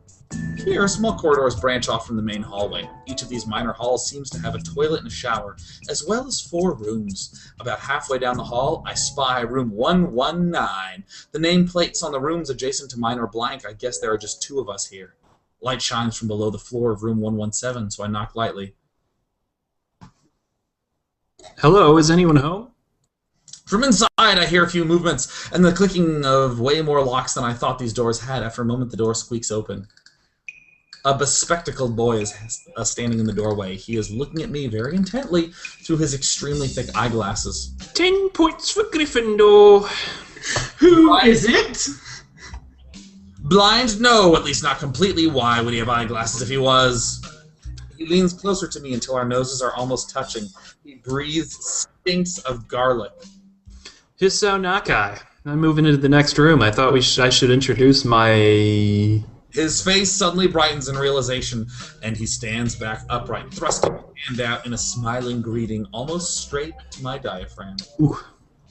Hey, I just want to point out to you guys, because this is really well done, the major characters all have colored names in the dialogue, and they're all really very clear references to the characters. So he's got this, like, crazy standout orange scarf, red and orange scarf. The girl with the pink hair was pink. The girl with the purple hair was purple. You are green because you're the boy in the green. It's subtle, but it's really very nicely done, cueing all of these characters to colors.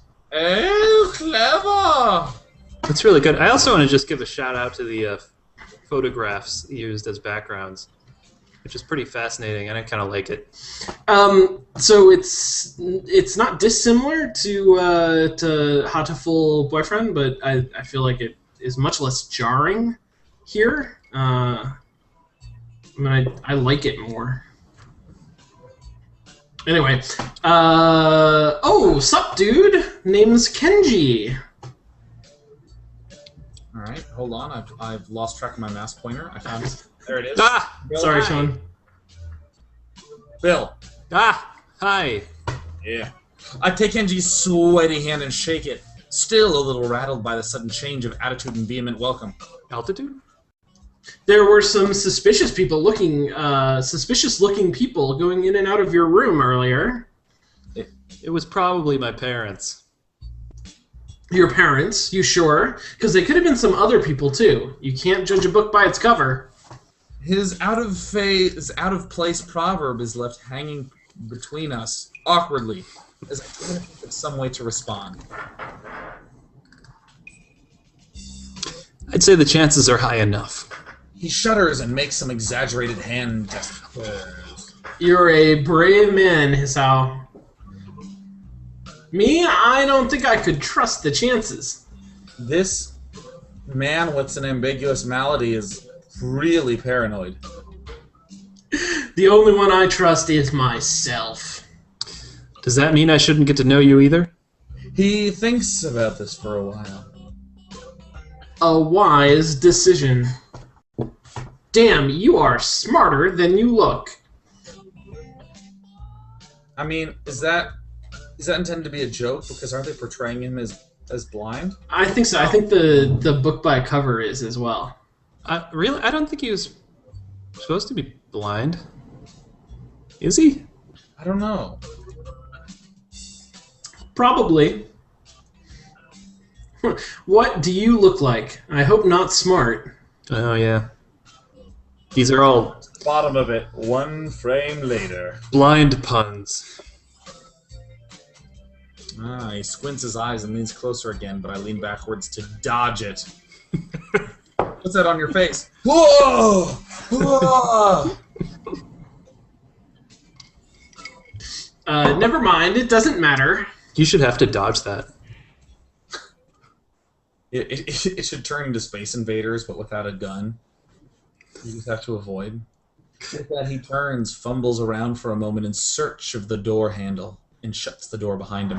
I slide the key into the lock of the door marked 119. Bleak beige walls, white linen, a desk made of some type of light wood, ugly curtains. It's no one's room, impersonal like my hospital room was. My bags are sitting at the foot of my bed, looking a lot emptier than they did this morning. The closet is sitting open, stocked with my clothes. What a great picture. Look at how excellent this picture is for what he's describing. Also, it seems that there are a number of school uniforms hanging there as well. A notice pinned to the sleeve of one of the shirts. Hi, Hee-chan. There you go. We've unpacked your things and made your bed. They said that if these don't fit, then you should go to the office tomorrow. If you have any problems, you can always call us. Love, Mom, and mostly Dad. Wow. Well, at least I don't have to worry about unpacking. I kind of hoped I would have, then there would be something to do. It's still a bit early. I put the note down on the desktop and lie down on the bed, feeling drained. Lying there makes me want to read something, but I have nothing with me. I wonder if the hospital conditioned me for wanting to read whenever I have nothing to do. The restless urge just keeps growing until I have to stand up. Maybe it's stress or something. I was pretty nervous about it before coming, and for the entire day too. I still am, I think. Damn, I have to distract myself somehow, so I won't be this unnatural all the time. Tomorrow I'll go borrow books from the library. Yeah, I'll do that. But for now... Pills. Medication neatly arranged at my night table catch my eye. I pick up one, shake it just to hear the contents rattle inside, and then read the glued-on pharmacy label. Hisaunaki. 2 tablets, daily, to stay alive. That's, Oh my god. I hope as players we have to remember to take them. It'd be amazing. That actually would be kind of amazing. Let me save. Let me save it really fast. So we've just spent a lot of time wandering around the school. We talked to some pretty girls. We had a conversation with a nurse, but he was like pretty goofy. This is like a good splash of cold water to the face. Like, don't forget, you're dying. Mm-hmm. Jesus, that is the most stark thing ever. And again, you know, like, if this were something else, you know, like you're the wizard who needs to take these, you know, soul-filling tablets twice every day to stay alive, you'd be like, LOL, but the fact that it's grounded in something that's so culturally sensitive kind of feels very,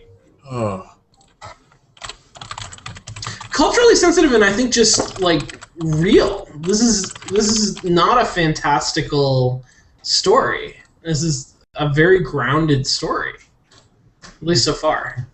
Mm-hmm. I do not expect this to turn out to be post-apocalyptic. I'm just gonna say that right now. Oh my god, that would be so funny if, like, you take one pill and the zombies arrive and you have to keep collecting pills and it becomes a third-person shooter. Oh, that's so good. It doesn't really say that, but it could just as well. Wow! We spent so long talking about that. What? It's kind of twisted having your life depend on chemicals like this. I resent it a little, but what choice do I have? With a sigh, I begin my new daily ritual of taking the right number of pills from each bottle, being careful to check the correct dosages. I lie down again, feeling hollow and uncertain, and after that I keep staring at the blank, familiar ceiling for a long time.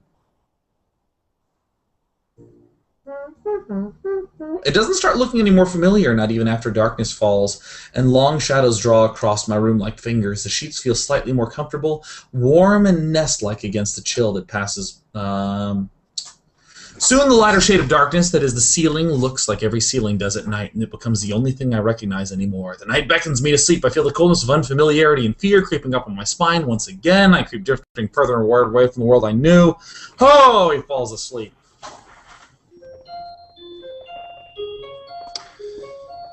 Katawa Shoujo. Nice. I wake up in a strange room. That's so good. That's so good. Solid morning light shimmers against the light gray ceiling. I'd forgotten to draw the curtains closed last night. This is my room, isn't it? My room? This is the third room this year that I'm supposed to call mine. Various things around here remind me that indeed it's me who is supposed to be the one living here. My bag's on the floor, my new school books on the desk, my numerous medications on the night table. I stare at the bottles for a moment, deliberating until I open a bottle, shake out a pill, and pop out a tablet from the foil sheet. I down them with a chaser of water without thinking about the chemistry. My uniforms are in the closet. I slink out from under the sheets. It's like all this text about just function and monotony. Yeah. The artificial smell of generic detergent invades my nose, but the feeling of fresh cloth against my back is a good one, a natural one. It feels like a school uniform, as it should. It's not much different from what I used to wear before. Oh my gosh, all this reading, Bill. I can help you with it. Bill, it's all you. That goes for other things, too. So far, this place seems more or less like a normal school. Except for the people. I think back to my talk with Kenji yesterday. Misha's constant laughter... Oh, whoops, sorry, my bad. Misha's constant laughter and Shizune's sweeping sign language gestures. Well, I've only met 3 students so far. Maybe they aren't that normal, but I'm sure others are. Or perhaps people like them are what passes for normal around here. Yeah, what does pass for normal around here? What do people do? I didn't see a lot of kids hanging around after classes yesterday, so maybe there are clubs. If so, I wonder if I should join one. Oh, Bill, I want to join a club. Bill, is there a club that you're in the mood to join, having not known any of them? Well, all through the class, the question remains on my mind, so I decided to talk to Shizune about it when we split into groups. After all, she did say if I had anything I wanted to know, I should ask her. ... She crosses her arms and shifts her gaze slowly to Misha, who looks more preoccupied with trying to grind the eraser of her pencil down so that the top is perfectly and evenly flat. ... Ah, so sorry, Ishik-chan. Is there something you wanted from me? Oh, I see. That's a good question, Hik-chan. My first thought is that means she doesn't know, which is worrying. Maybe I'm being too negative. Well, anyway, Misha, please don't prove me right. ... Oh, that's right. Everyone is encouraged to join a club. A lot of people do so because there really isn't anything else to do. Okay. That's so freaking morbid. Oh. There are also school events, like the festival coming up in a few days. Almost every student in the school tends to help out with it, doing whatever. So, you actually transferred in at a busy time. Maybe you can help out too. Sure. Nailed it, Bill. Boom, Bill. Boom, man. Can I just say that Bill, as the fact that we've tagged one of us as like each of the characters, Bill, you don't talk a lot. No, I just think all the time. I mean, it's true. It's. I wonder if it's an extension of the silent protagonist trope, or if it's really just a characterization. Because I think it fits well with a pretty like developed character. You're not just an empty vessel. Mm-hmm. Okay, now that that what you just said is for some reason something we haven't talked about in any of these. That the in a movie, the protagonist, everything's based around them, generally speaking. You hear their thoughts a lot. The struggle is generally the protagonist's struggle. It's a story through the lens of that person. But in a game, it's the exact opposite. You strip as much character and personality out of the player character, so that way the person playing feels like, oh, I must be the player character, and these are my decisions, and you let the decisions that that character can do be the big thing rather than what the character actually says or how that character behaves. There's actually a pretty significant split along those lines, and this is a lot of what I did my thesis on. But subjective and objective gaming approaches of either you create a characterization, you create a character that is there for the player to sort of embody, and there is no preset character. There's not really a preset story. You are an emergent character in an emergent world and an emergent story, or you create a character who's really like significant, who is characterized, and then a lot of the joy of playing is in role playing that character and following that character's journey and following the story that's pre-written. And I feel like this game, you know, and maybe this is a common thing for visual novels. I don't have enough experience to really say, but I feel like there's some significant characterization that goes on. I mean, obviously, most of the text is first person inner monologue, is the character thinking. So the fact that they don't say a lot doesn't mean that they're not being characterized all the time. Huh.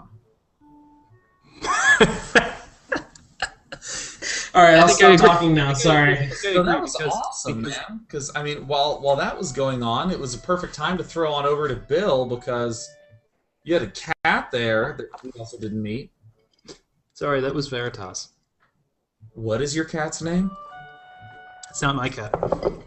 He's a sergeant's brother, or half-brother. Is Sergeant a cat?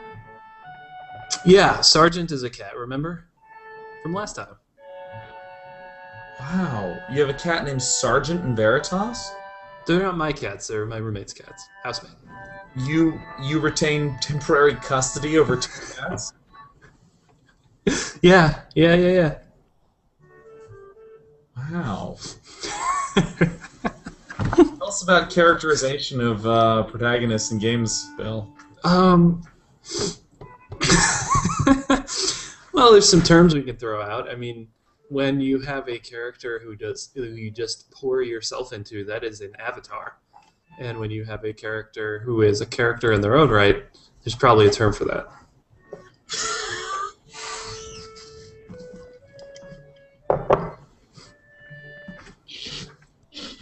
That's beautiful. That's beautiful. Sean, I think I'm going to have to rewatch this episode and see what exactly you said. It was pretty dense, dude. Do you? Wow. Good. Yeah. Do you... No, Veritas? Yeah. Oh. Okay. We're gonna play a game. We're gonna do some gaming. Sure, says Bill. What's the festival about? Misha freezes. I don't know, Hee-chan. The truth is, it's a local event. And I'm not from the area, so. She starts signing desperately to Shizune, asking her to bail her out. Shizune adjusts her glasses at the end of an oddly grandiose flourish and starts signing hard and heavy. ... Excuse me. Huh? Oh. Who cares? Misha puffs out her chest as she shouts Shizune's words out at me with a disproportionate amount of pride. Too loud, I can see heads turning to look in our direction. Not so loud. ... Human beings evolve with each new generation. The ideals and beliefs behind a festival will inevitably change with time. ... Exclamation mark! Now it's about delicious fried food and amusing little games that you play to win prizes. The teacher clears his throat very loudly, batting his long wooden pointer against the other palm like a... He shoots a pointed gaze at us. Shoots a pointed pointer.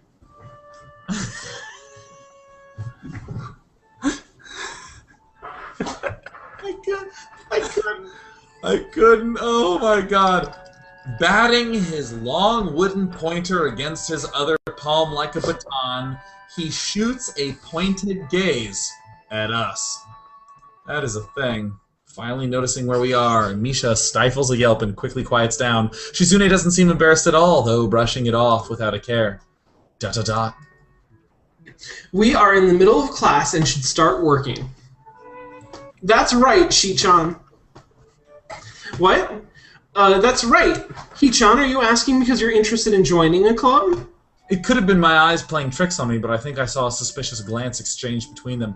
Misha's tone has also changed, although it does that every other word anyways. Yeah, I was thinking about it. Misha and Shizune look at each other again. I'm about to ask what they have in mind when something dark flutters in my peripheral vision, catching my attention.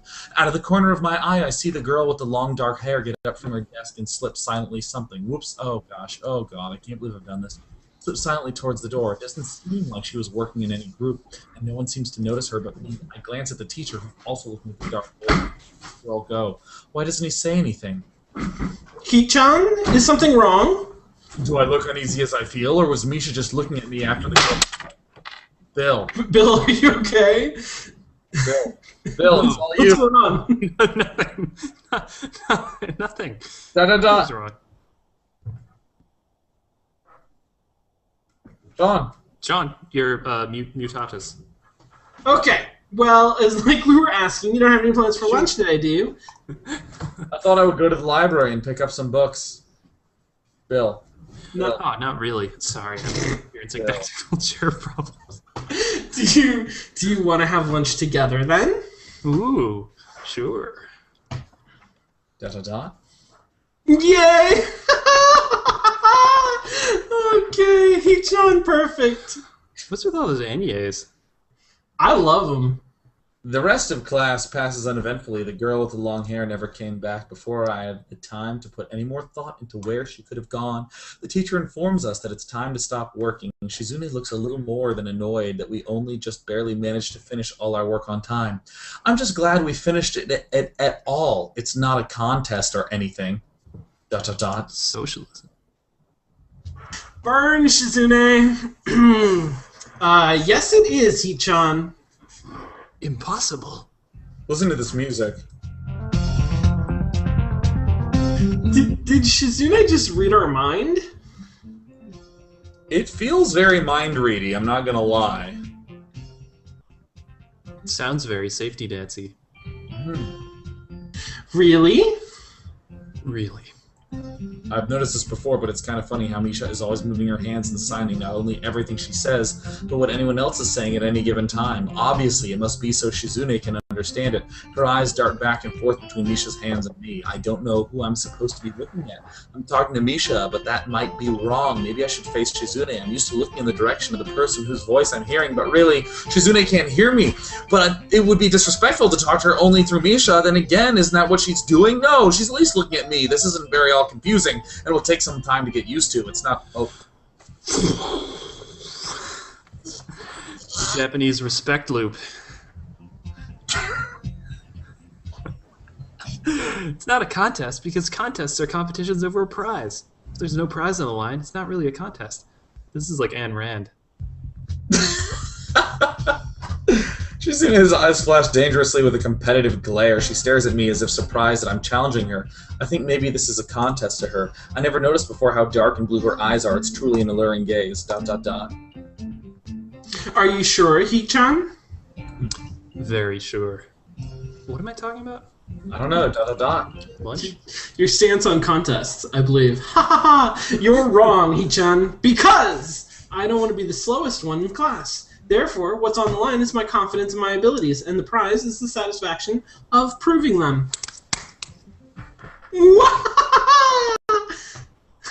that was a little Mario, I think.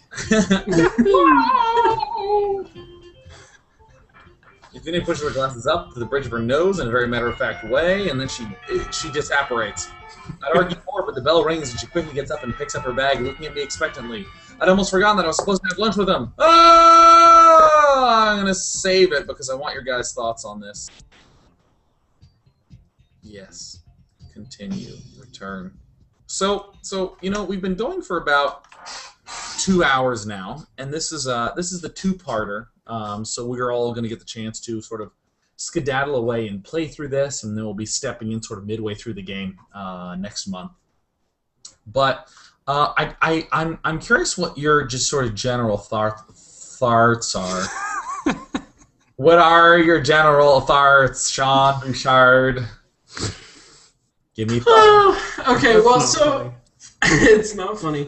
I mean, the genre complaints that we had about Hatoful Boyfriend, I think, still apply.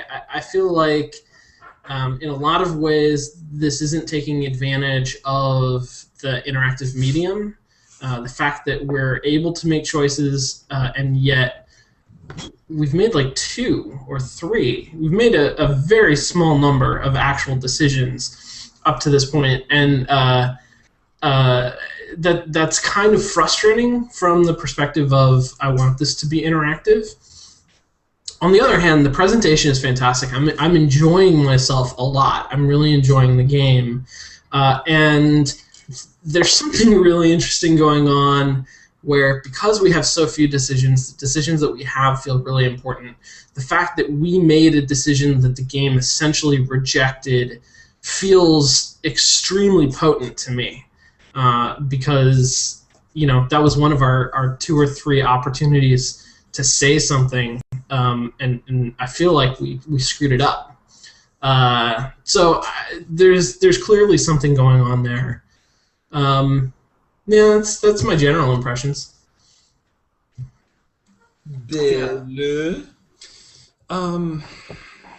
Man, well, the one thing I'd say is that I feel that I know these characters so much better already than, like, in Hatoful, Like, those characters, like, granted that they're pigeons, but, there's something about, it might just be that there's a lot more content for each character, because in Hatoful we sort of had to, like, read into it a little bit. There might be more, like, the main character in this one might be, going over each character in his head way more, and talking about what he notices explicitly instead of just letting the player notice.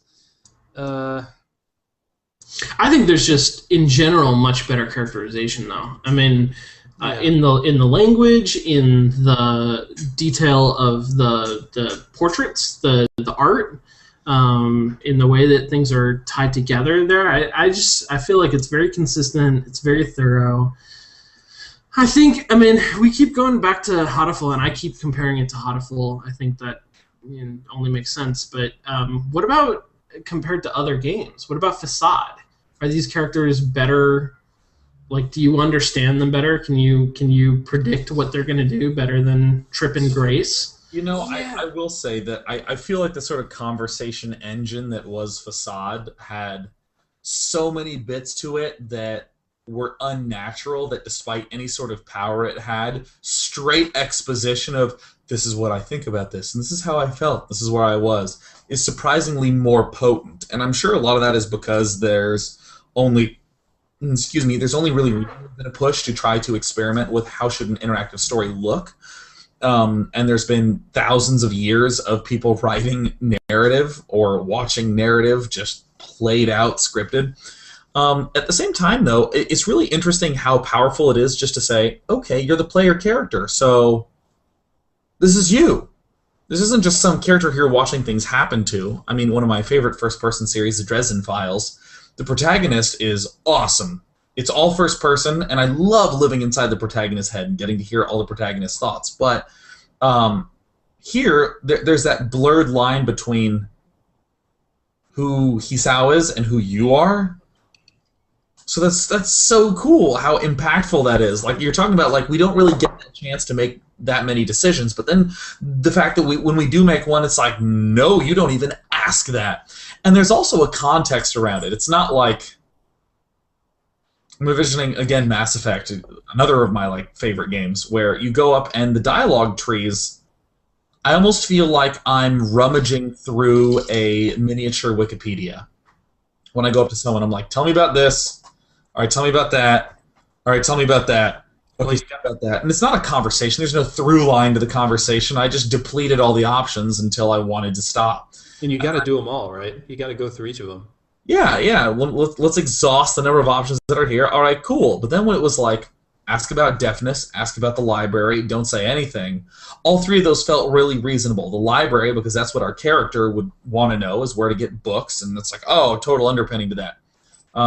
Then there's the don't do anything. Okay, that's totally what my character would do as well. He's been really passive and quiet and way too introspective. And the third one, the ask about the deafness, that's what you, the player character, wants to know. That is so cool that it's actually intermingling all of those together in like a thoughtful way. I think it's very clever. Again, this is one of the reasons why we're doing it in a two-part segment, so that you, beautiful darling viewer, can go home and play through it yourself, get your own experience, and that way we all three can go off and play through it a little bit as well. But there's just not as many decisions that are going on for me right now. I'm sure if I were reading, I'd be like snapping through it a lot faster. Sure, yeah, I mean, that's true. All right, oh, go ahead, Bill. I also wonder what would have happened on that first night if we had asked about the library first, if we'd have had a book to read, and instead we got the I have no book scene.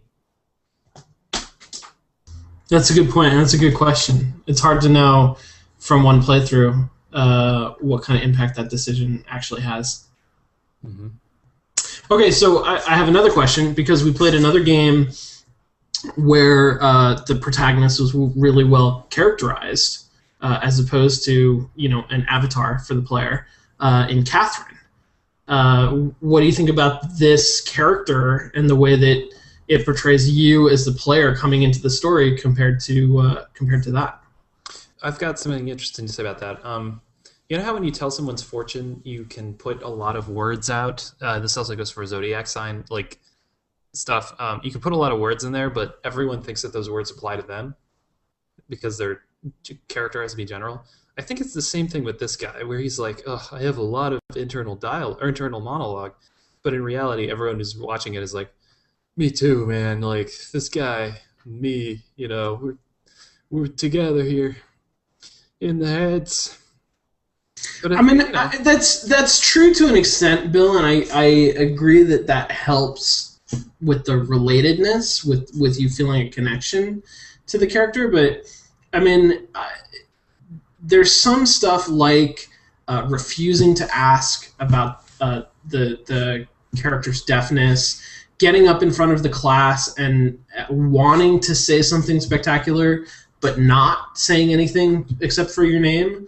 I mean, those are pretty specific call-outs to a pretty specific character, and there are a lot of people who, even if they relate to the kind of inner monologue this guy has, wouldn't behave that way in those situations. Oh, interesting. Okay. I guess on that one, I just assumed that everyone felt that way after they got up in front of the class or something. It's like, ugh, could have done so much better. It's really weird, the sort of conflation between the two, because like, certainly like what you're saying, Bill, where it's like, oh, everyone can relate to that. Like, I totally felt that way. There's like 1,000,001 times, like especially when I was younger, where I would have these ambitions to get in front of the class and be the greatest ever. Everything I said would be so funny.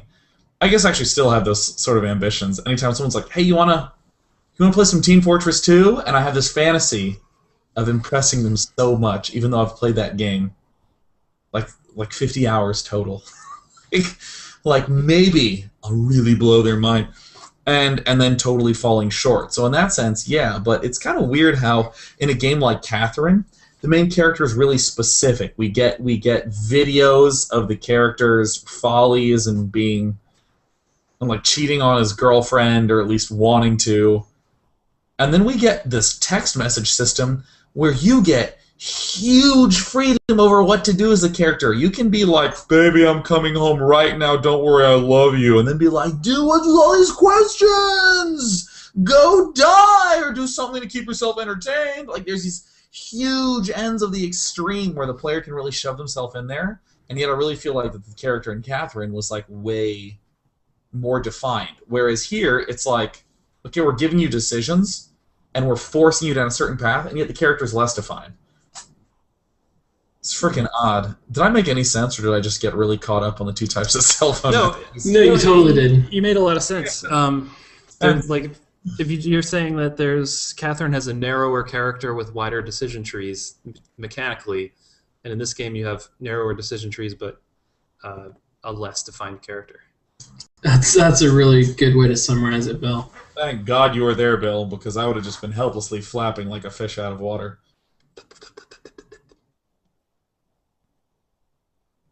Wow. Well, that's All it. right, we got nothing now. That's That's all the. Oof, that's all the juice. all right. So we're encouraging everybody to go play, and we'll be back next month, and we'll do more of this. Yes, that is correct. So once again, exactly what Sean Bouchard said is accurate. Go get the game, play through the game. Feel free to hop into the chat and give comments on what happens along other avenues. So that way, when we are doing the live chat, we can also give that information to that poor hapless viewer who cannot, who's maybe watching on a phone on a plane, can't play through the game themselves. Someone who'll be up on a plane for a month's time. People do chase the new year, you know, on the plane. All month, you think? I mean, you could get a lot of partying done.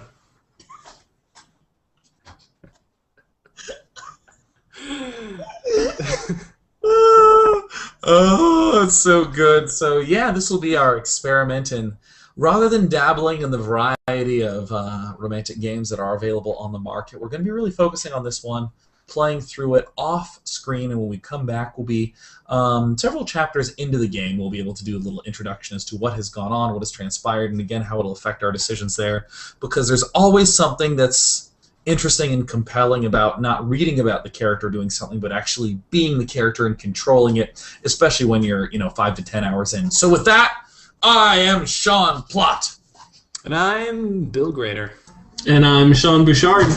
Thank you for watching MetaDating episode number 5. I hope that you have gained more insight into love, dating, and romance, and can take what you saw today and in all our episodes and go find true love, or just play more games for the new year. Cheers!